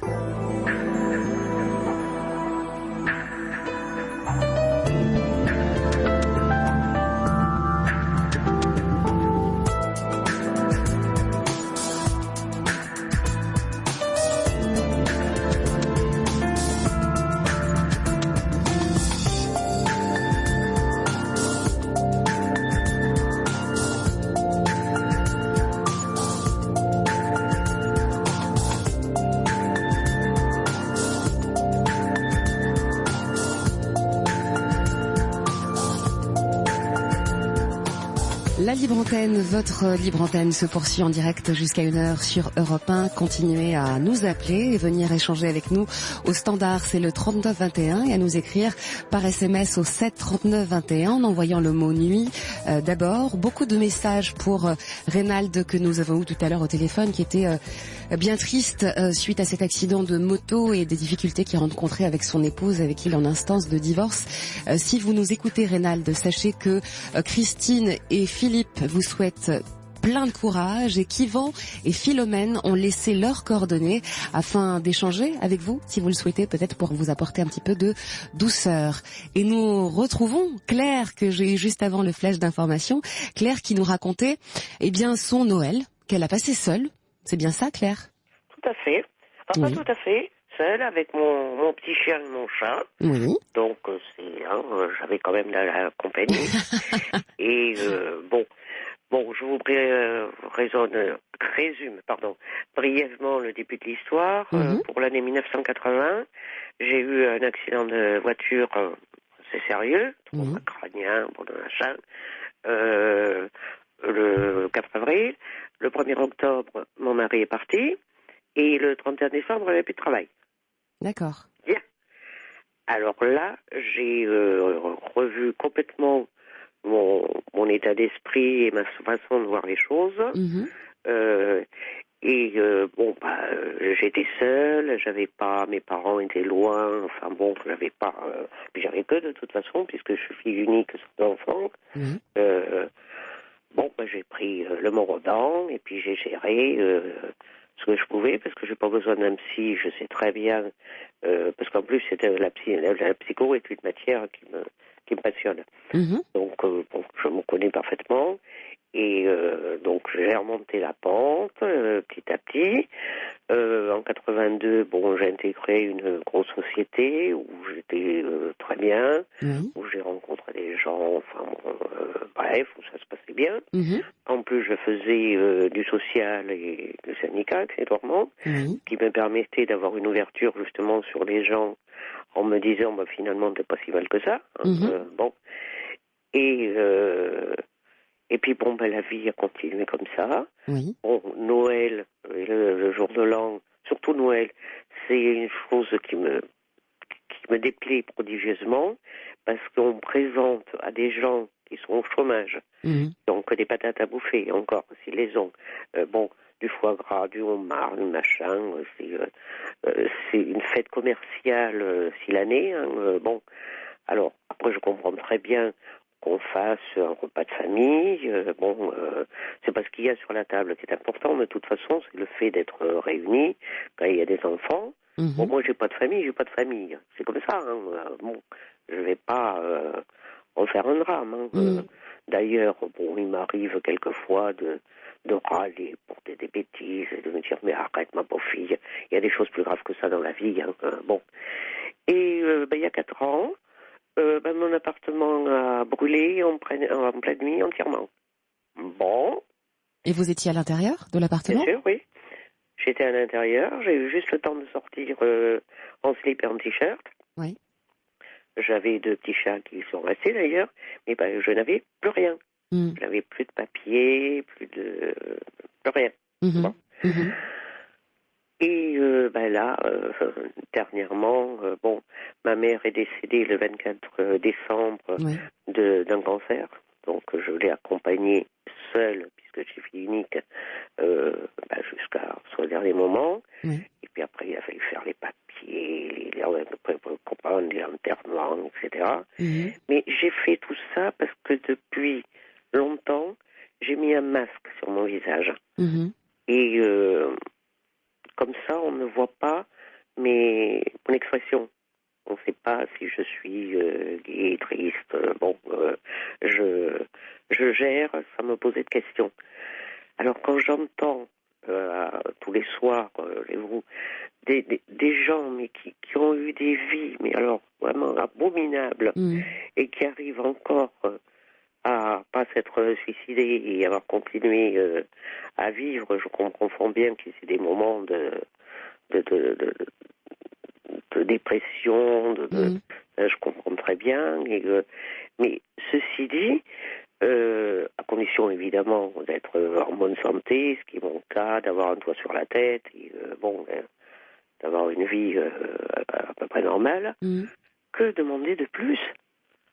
Après, le fait d'être seule, c'est pour ça que je suis pas sociable. Je vois là maintenant, je suis dans un petit village, puisque je suis dans la maison de mes parents, que je vais vendre d'ailleurs, parce que il y a trop de souvenirs dedans.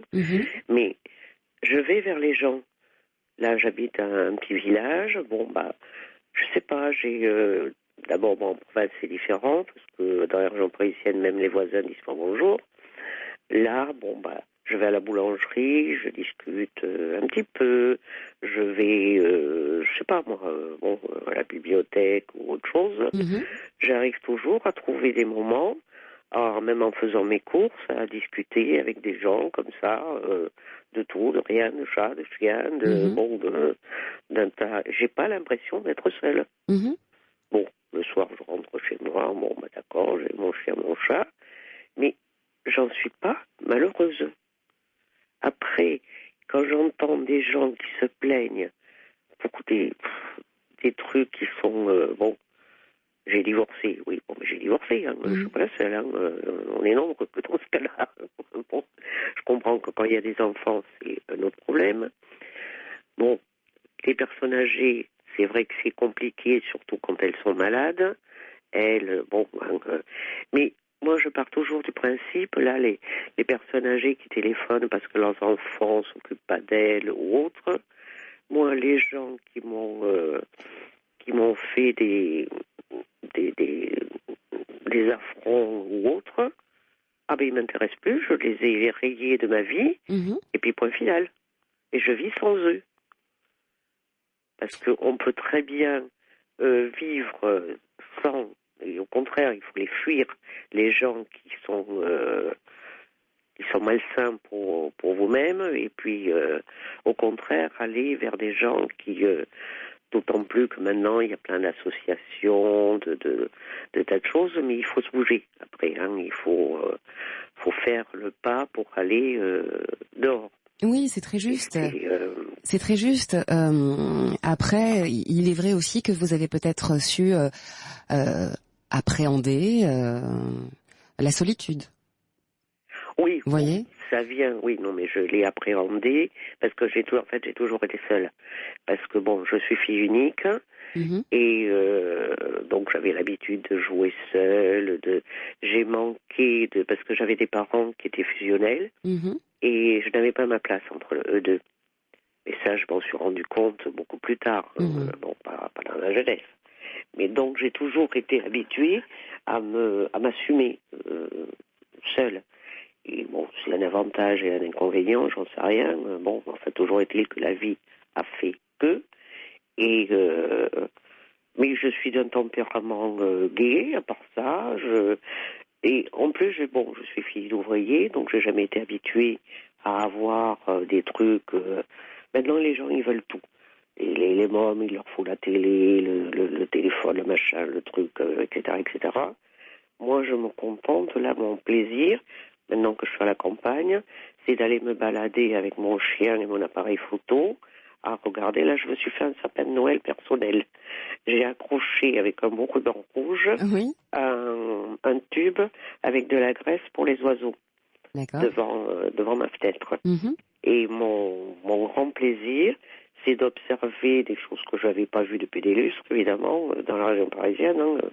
Des mésanges bleus, des mésanges charbonnières, des rouges-gorges, je trouve ça, j'y passe des heures à les regarder parce que je trouve ça tellement merveilleux, la nature et Oui, vous aimez être en pleine conscience de l'environnement dans lequel vous vous trouvez, vous réjouissez de paysages simples, de la nature. Puis j'ai un peu tendance à regarder la nature à travers un appareil photo aussi, alors mais si je suis avec quelqu'un, c'est avec le plus grand plaisir, parce que là, il faudrait que je marche. Et toute seule, c'est vrai que c'est pas drôle. Je serais avec quelqu'un, ça serait beaucoup plus agréable, mais je suis toute seule. Je suis pas,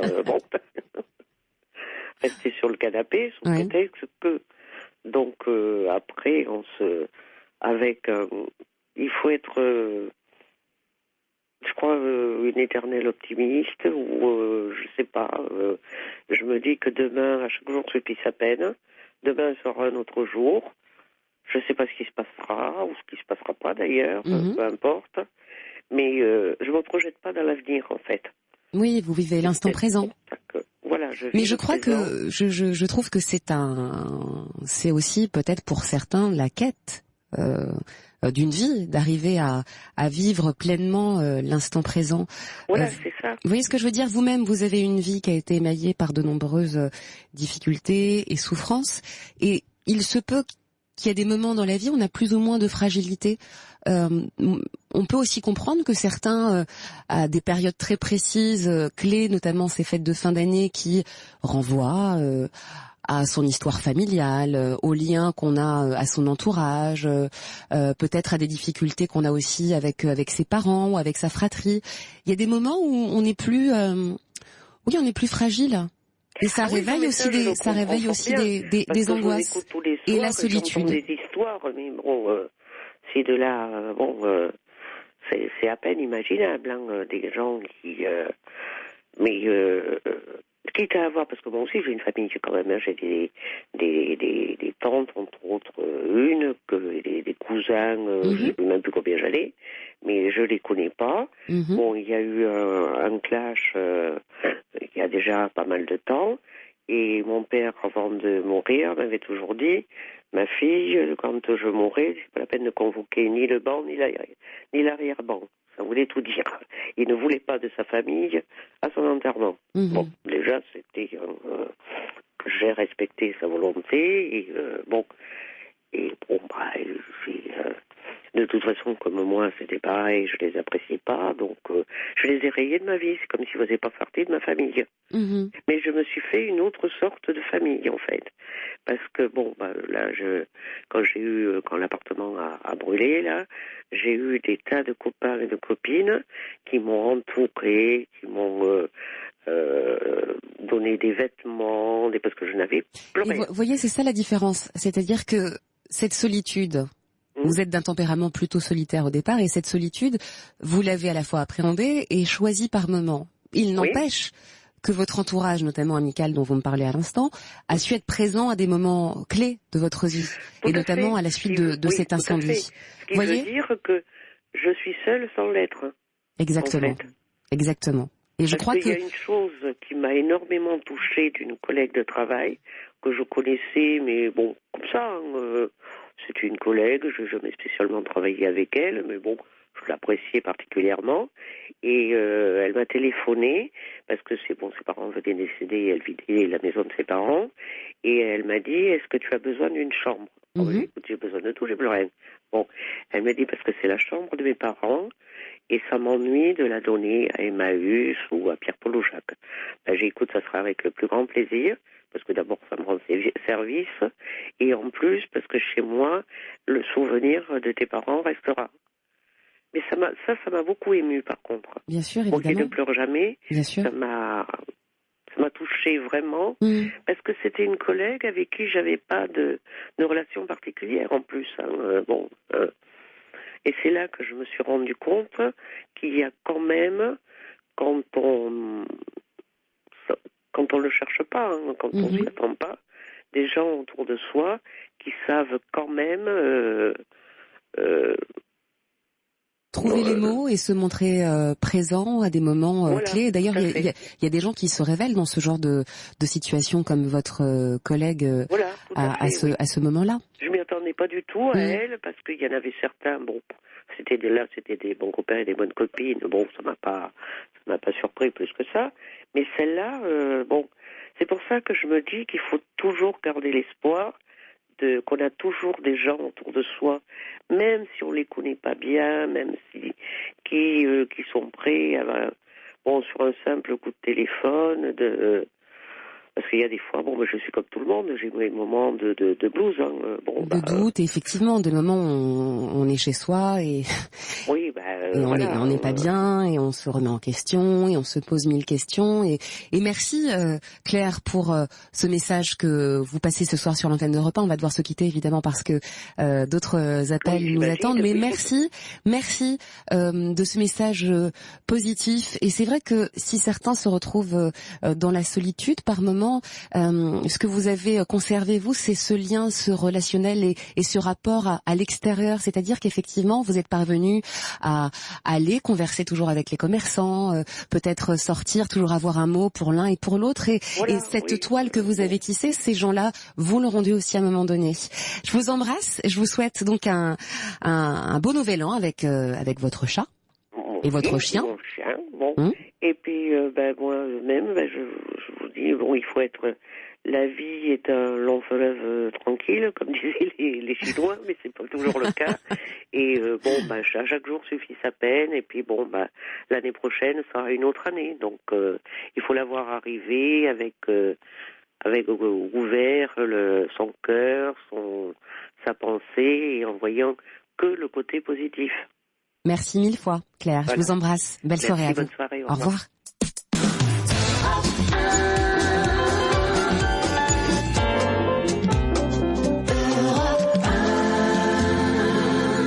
Europe 1 toujours en direct avec vous jusqu'à 1h pour la libre antenne. On attend vos questions, témoignages au 39 21. Appelez-nous comme l'a fait justement Philippe. Bonsoir Philippe. Bonsoir. Merci d'être avec nous. Je suis un petit peu ému parce que je pensais jamais que mon problème serait pris en compte. Mais bon, ça va aller. Oui. Bah oui. Ouais, je voulais vous parler d'un problème un petit peu particulier parce que j'écoute votre émission de temps en temps et puis donc bon, il est surtout question de problèmes sentimentaux en fait. Hein. Ah non, pas que, des problèmes familiaux, sentimentaux, professionnels. Mais moi, en fait, c'est un problème professionnel. Oui. En fait, bon, voilà, je fais un métier que j'adore. Vous travaillez dans quoi ?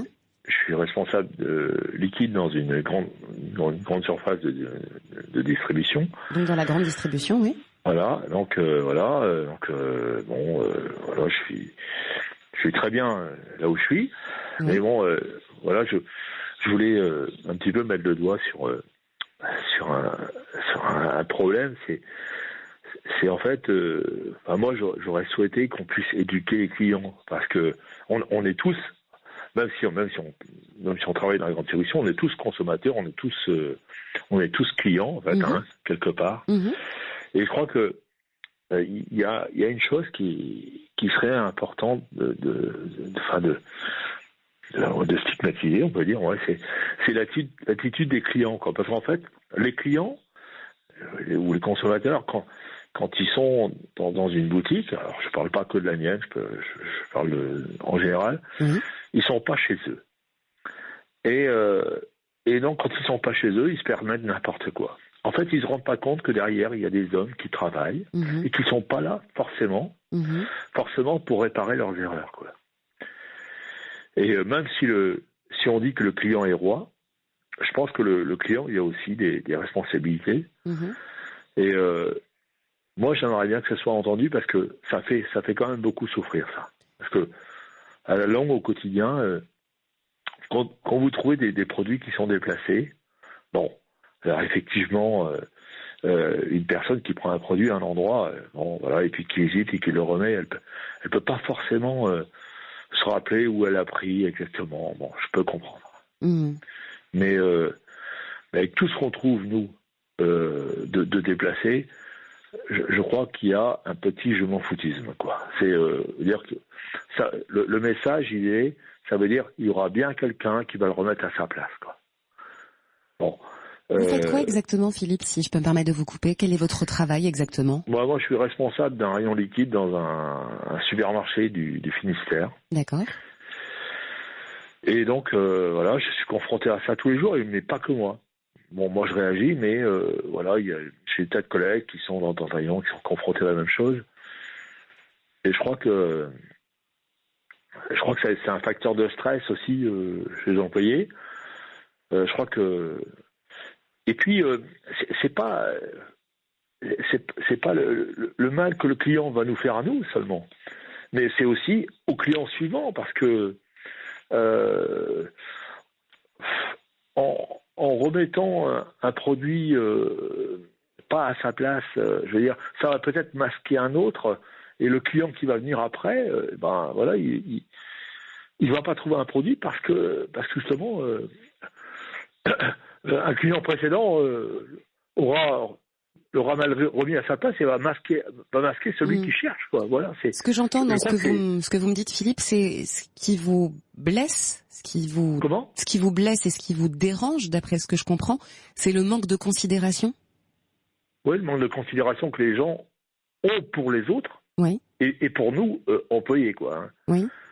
Bon, évidemment, après, ça va être un peu, pas technique, mais enfin, je veux dire, un peu particulier. C'est-à-dire que, évidemment, tout est savoir si c'est du frais ou pas. Par exemple, un produit frais qui finalement, à un moment donné, est remis dans un rayon sec, et il va à la poubelle, quoi. Parce que la chaîne du frais, la chaîne du froid est rompue, donc on ne peut pas le remettre en rayon. Voilà. Et c'est un tas de choses que les gens ne se rendent pas compte. Ça, c'est un manque de respect de la vie humaine, quoi. Et il y a un événement particulier qui s'est produit récemment, ou c'est plein d'événements accumulés qui font qu'aujourd'hui je vous sens très fatigué par rapport à ça, alors que vous aimez votre travail, comme vous l'avez dit dès le départ. C'est-à-dire que oui, c'est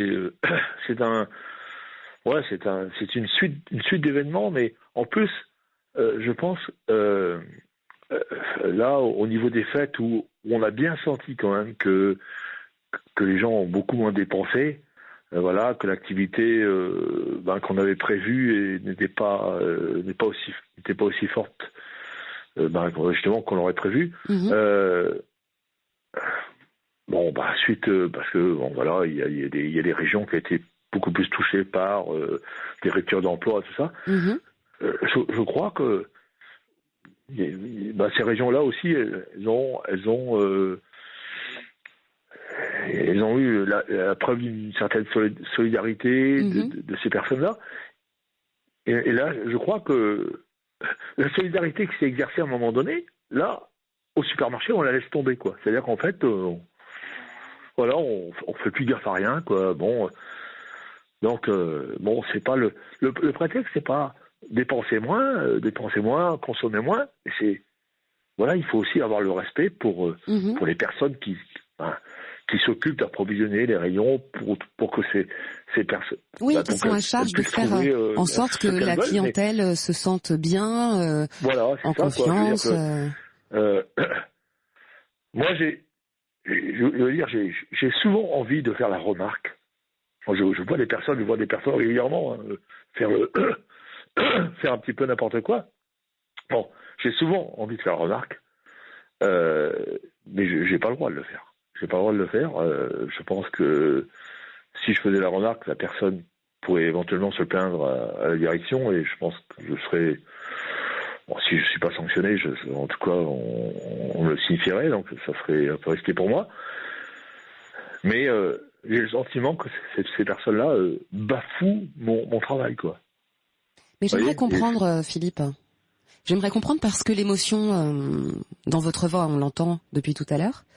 Vous avez les larmes aux yeux quand vous en parlez. Qu'est-ce qui fait que ça vous atteint autant aujourd'hui ? Parce que j'adore mon travail. Oui. Parce que moi, je pense que je ne pourrais pas me permettre de faire ça chez les autres. Voilà, c'est tout. Je pense que les gens devraient y réfléchir à chez eux, quoi. Chez eux. Quand je prends un exemple, il vaut ce qu'il vaut, hein. Quand on prend un rouleau de papier de toilette dans les toilettes, on s'en sert, on va pas le remettre dans la cuisine. Mais là, c'est un peu pareil, quoi. Voilà. C'est pareil, quoi. Mais j'ai l'impression, dans ce que vous me racontez, de ce qui se passe dans votre quotidien au travail, dans ce supermarché, il y a quelque chose qui vous atteint, vous. C'est-à-dire qu'on sent que quand vous me parliez de quelque chose qui est bafoué, c'est comme si vous ne vous sentiez pas respecté, comme s'il s'était passé quelque chose en vous qui s'était cassé à un moment donné. C'est un manque de respect. Je pense que c'est un manque de respect que les clients ont, quoi. Et c'est pour ça que je serais partisan de l'éducation des clients. C'est-à-dire, évidemment, ça à mettre en place, ça sera peut-être un jour, hein, d'ailleurs, mais voilà, c'est, je pense que les clients ne le font pas intentionnellement, mais ils sont très légers par rapport à ça, quoi. Je veux dire, ils n'ont pas l'impression de faire quelque chose de grave. Ça fait combien de temps ? Ça fait 18 ans que vous travaillez dans ce secteur ? Oui. Oui. Ça fait 18 ans que ça se passe, hein. Mais je trouve que plus ça va, plus ça se passe, quoi. Plus ça devient important. Et c'est vrai, quand on a le souci de bien faire son travail, bien tenir son rayon, on a de plus en plus de mal à soutenir ça, quoi. Oui, l'incivilité, comme vous la décrivez si bien, effectivement, elle est à la fois dans votre secteur d'activité, mais dans d'autres secteurs d'activité, on ne peut que la déplorer, évidemment, parce qu'il faut savoir respecter le travail de chacun. Mais j'ai l'impression qu'il y a une grande fatigue en vous. Oui, forcément, une grande fatigue, une grande lassitude, parce qu'il y a pas de... Parce qu'on a l'impression que c'est quelque chose qu'on ne pourra jamais arrêter, quoi. Voilà. Enfin, même ni arrêter, ni ralentir, parce que rien n'est fait pour. c'est stressant. Moi, je suis de plus en plus stressé par rapport à ça. C'est douloureux de voir qu'on n'est pas respecté, quoi, dans son travail, parce que ça, c'est du non-respect, quoi. Mais je pense que ça concerne tout le monde. Peut-être vous aussi, d'ailleurs. Peut-être vous. Oui, c'est ce que je vous disais. Hein. Oui, voilà. L'incivilité et le manque de respect est malheureusement de plus en plus pour nous, répandu. Comme je vous disais tout à l'heure, pour les clients qui viennent après. Ouais. Parce que imaginez, moi je travaille en liquide. Bon, on va prendre un exemple. Hein. Je vais pas citer de marque. On prend une bouteille d'un jus de fruits, un parfum particulier. Bon, il en reste qu'une. Vous la prenez, et puis finalement au départ, non, j'en prends pas. Vous la reposez ailleurs. Un client qui vient après, il peut qui désirait une bouteille comme ça, il y en a plus. Voilà, alors qu'en fait elle est là, oui. Elle est disponible, mais elle est rangée, elle est dérangée en fait, hein. Voilà, et donc en fait on pénalise deux personnes. Le personnel qui va venir le lendemain et qui va voir qu'elle est déplacée, forcément, parce qu'on a l'œil, on le sait tout de suite. Et puis le client qui est venu juste après et qui lui aurait désiré l'acquérir et puis l'acheter. Oui, j'entends parfaitement ce que vous me décrivez. Et ce qui m'inquiète un peu plus, si vous voulez, c'est l'état dans lequel ça vous met. Est-ce que vous avez pu parler de cette grande fatigue, soit avec des collègues, soit avec un responsable de votre magasin? Ah oui, non, mais ça, avec les collègues, on en parle souvent. Et avec un responsable du magasin? Oui, bien sûr, avec mon supérieur, bien sûr. Et qu'est-ce qu'on vous a dit? Oui, bien sûr, mais ça, on en parle souvent, mais on sait très bien que c'est lettre morte, parce que de toute façon, à leur niveau, ils peuvent rien faire, quoi. Je veux dire, il faudrait avoir une aura nationale pour, c'est pour ça que, je vous ai appelé ce soir, en me disant que peut-être que ça ne... peut-être que mon appel serait pas pris parce que si, votre appel il est pris en considération, comme tous les appels qu'on reçoit d'ailleurs. On fait du mieux qu'on peut parce que vous êtes nombreux à essayer de nous joindre, mais les gens s'activent au standard vraiment pour qu'on puisse vous prendre au maximum. Mais ce que j'entends surtout dans votre témoignage, Philippe, et je comprends ce manque de respect vis-à-vis des produits, mais surtout ce que j'entends, c'est le manque de considération que vous ressentez et le manque de respect que vous ressentez vous-même. Je sens une grande fatigue, une grande lassitude. En fait, je pense qu'on est là, mais on nous voit pas vraiment. Par contre, on nous voit quand on a besoin de nous, parce qu'on est aussi là pour renseigner le client. Oui. Mais en fait, autrement, les produits sont là en rayon, puis on se demande pas trop comment ils y arrivent. Et je pense que c'est un manque de considération, mais bon, moi je voudrais bien que les gens comprennent une chose, c'est que tous les produits qu'ils trouvent dans les rayons, ça vient pas tout seul. Ce sont pas des machines qui les mettent en rayon. Hein. Ce sont des hommes et des femmes. Et vous savez, Philippe, je crois il faut respecter leur travail, quoi. Et je crois qu'il faut mettre. On respecte leur travail quand on va ailleurs. Bien sûr. Vous vous sentez invisible. Vous ressentez de l'indifférence et une forme d'ingratitude. Je crois, Philippe, qu'il est important que vous parliez de ce mal-être, parce que ce mal-être peut s'apparenter, au vu de ce que vous me racontez, à un début de burn-out. Vous voyez, cette grande fatigue, cette lassitude que vous me décrivez, ce quotidien qui vous devient insupportable, c'est quelque chose qui peut être inquiétant. Je crois qu'il faut que vous en parliez à votre supérieur, et je crois qu'il faut que vous puissiez en parler aussi à des gens compétents et responsables. C'est-à-dire qu'il faut vous retourner auprès de votre employeur, éventuellement pour qu'on vous mette en relation avec une psychologue ou quelqu'un qui s'occupe du social au sein de votre entreprise, parce qu'il faut en parler. Je vous sens très mal par rapport à cette situation. Non, je suis pas ainsi. Non, je crois pas. Je suis très sensibilisé. Voilà, maintenant, je sais aussi. Vous êtes très fatigué. Me mesurer, me calmer et tout, mais non, voilà, je voulais en parler parce que. Est-ce que vous avez consulté un médecin? parce que je me dis que ce serait important que une antenne nationale puisse relater mon propos, mais parce qu'autrement, voilà. Est-ce que même si c'est pas. Vous m'entendez? Votre émission n'est pas écoutée par la majorité, peut-être. Mais vous m'entendez, Philippe? Très écoutée, je pense. Est-ce que vous m'entendez, moi? Vous m'entendez? Oui, je vous entends. D'accord. Ce que je voulais vous dire, c'est écoutez bien ce que je vous dis. Je crois qu'il est important que vous parliez à quelqu'un, à un référent, que ce soit au sein de votre entreprise ou que ce soit même votre médecin de famille. Je crois que maintenant, il faut vraiment passer ce cap-là. Je vous sens très fatigué et cette fatigue cache quelque chose qui peut être, à un moment donné, peut-être plus important. Je crois que là, aujourd'hui, cette première démarche que vous avez fait de nous appeler, c'est très bien. Vraiment. Parce que vous avez un trop-plein et que vous avez besoin d'en parler. Mais je crois que vous avez besoin de prendre un peu de recul et vous avez besoin de vous reposer. Vraiment. Si vous ne l'avez pas fait, parlez à votre médecin de famille.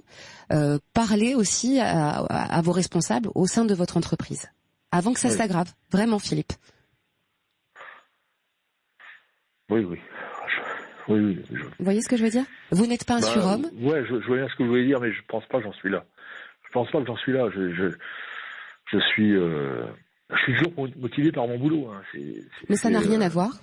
Ça n'a rien à voir. C'est justement parce que vous êtes quelqu'un de particulièrement exigeant et qui aime son travail que vous êtes aussi atteint par cette situation. Vous voyez? C'est tout le paradoxe de la chose. C'est parce que vous aimez ce que vous faites que ça vous touche autant.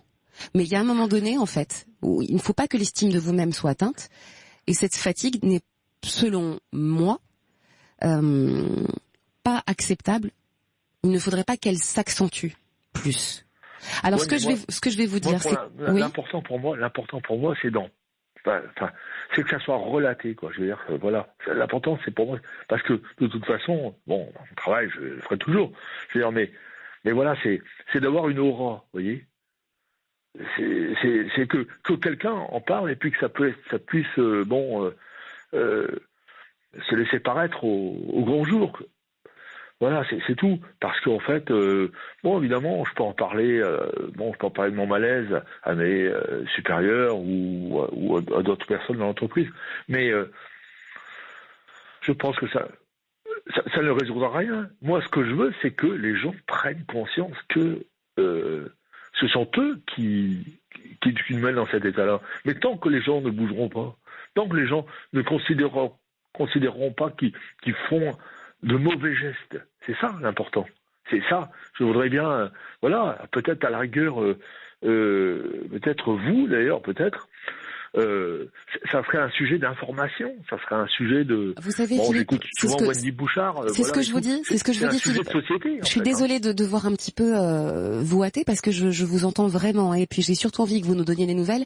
Mais il y a d'autres personnes qui nous attendent au standard. Oui, bien sûr. Mais ce que je veux vous dire, c'est que votre message est passé, comme vous l'avez dit, qualifié sur une antenne nationale, et que moi, par rapport à ce que j'entends de ce que vous me racontez comme histoire, c'est que vous me parlez des autres, mais moi je vous parle de vous. C'est important de parler de vous. Vous savez, on en parle de ce que vous nous racontez aujourd'hui. Il y a l'incivilité d'une part, mais il y a aussi la souffrance au travail. Et je crois qu'il faut vraiment aller soit voir votre médecin traitant, soit aller voir votre médecin du travail. Parce que c'est cette piste-là qu'il faut creuser. Je vous souhaite plein de courage. Je vous embrasse fort. Et surtout, donnez-nous de vos nouvelles sur europe1.fr ou rappelez-nous. Rappelez-nous, mais entamez ces démarches qui sont fondamentales pour que vous alliez mieux. Belle soirée à vous. Énormément. Je vous embrasse. Au revoir.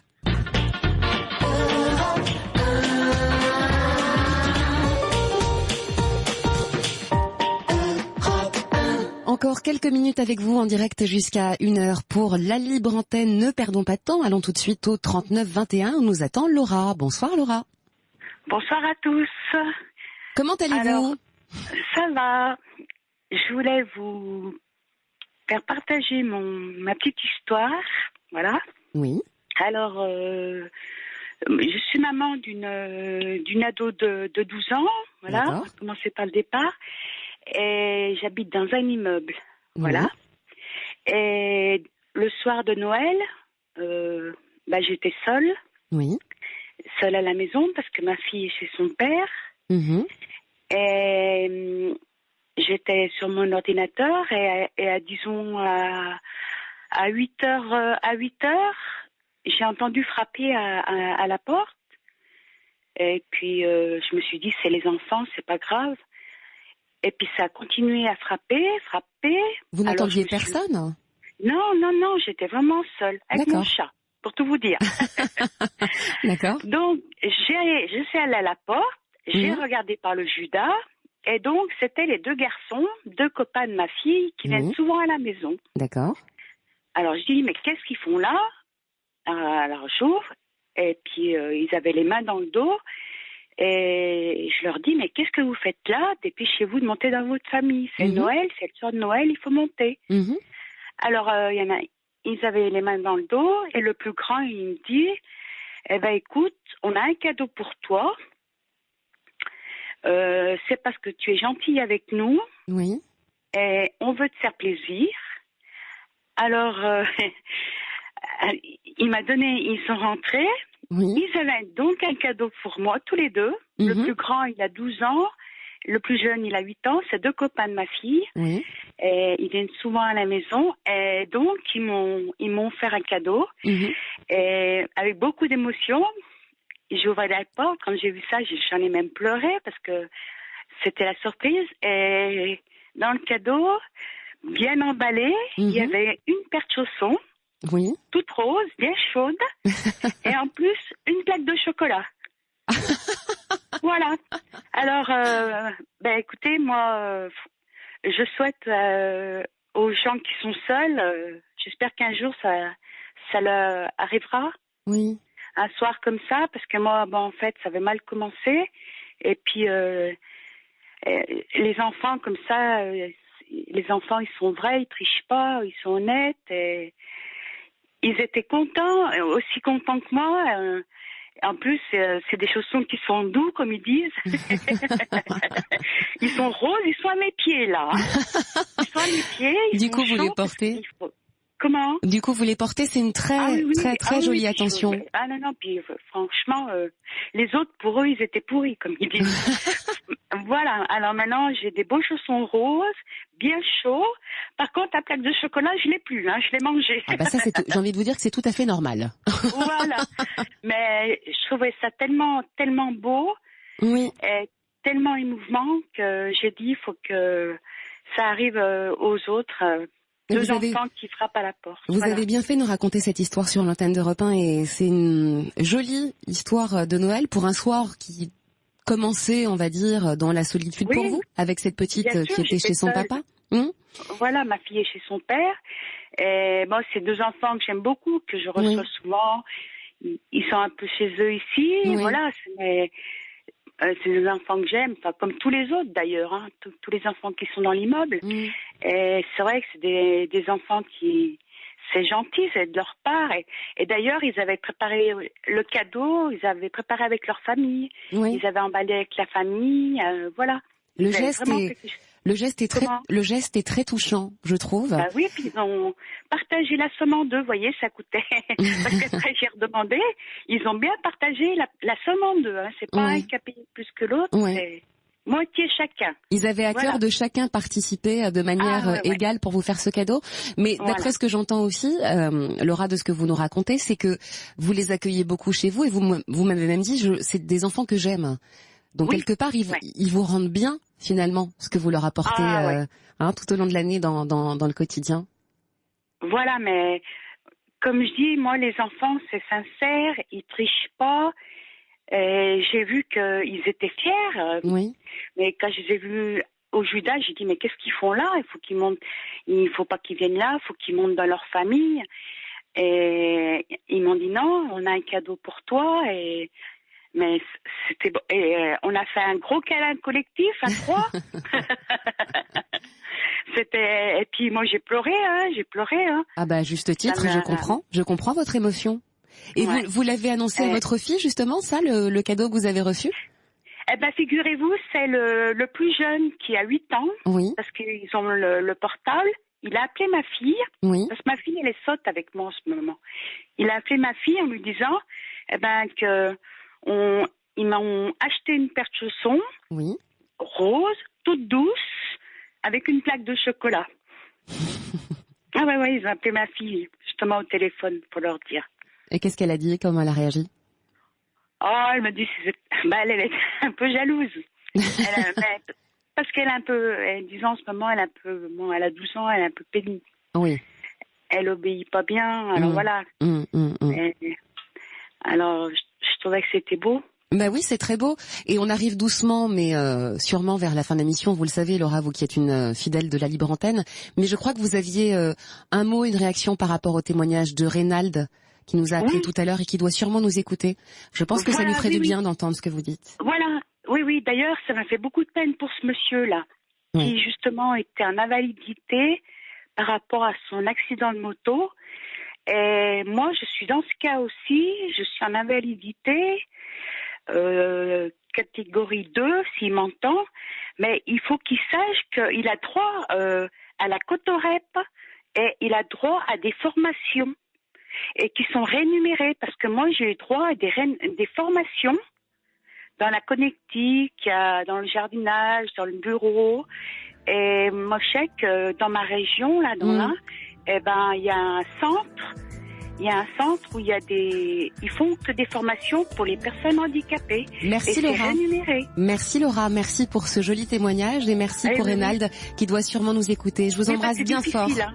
Oui, c'est difficile. Mais merci à vous et puis bonne année à tous. Merci Laura, belle nuit à vous. Merci également à toute cette équipe qui m'accompagne comme tous les soirs. Paul, que on connaît maintenant, Boris à la réalisation et Messaouda, 1 heure sur votre radio. À demain. Merci de votre confiance, de votre fidélité. Les infos, c'est avec vous, Loïc Laurie. Bonsoir.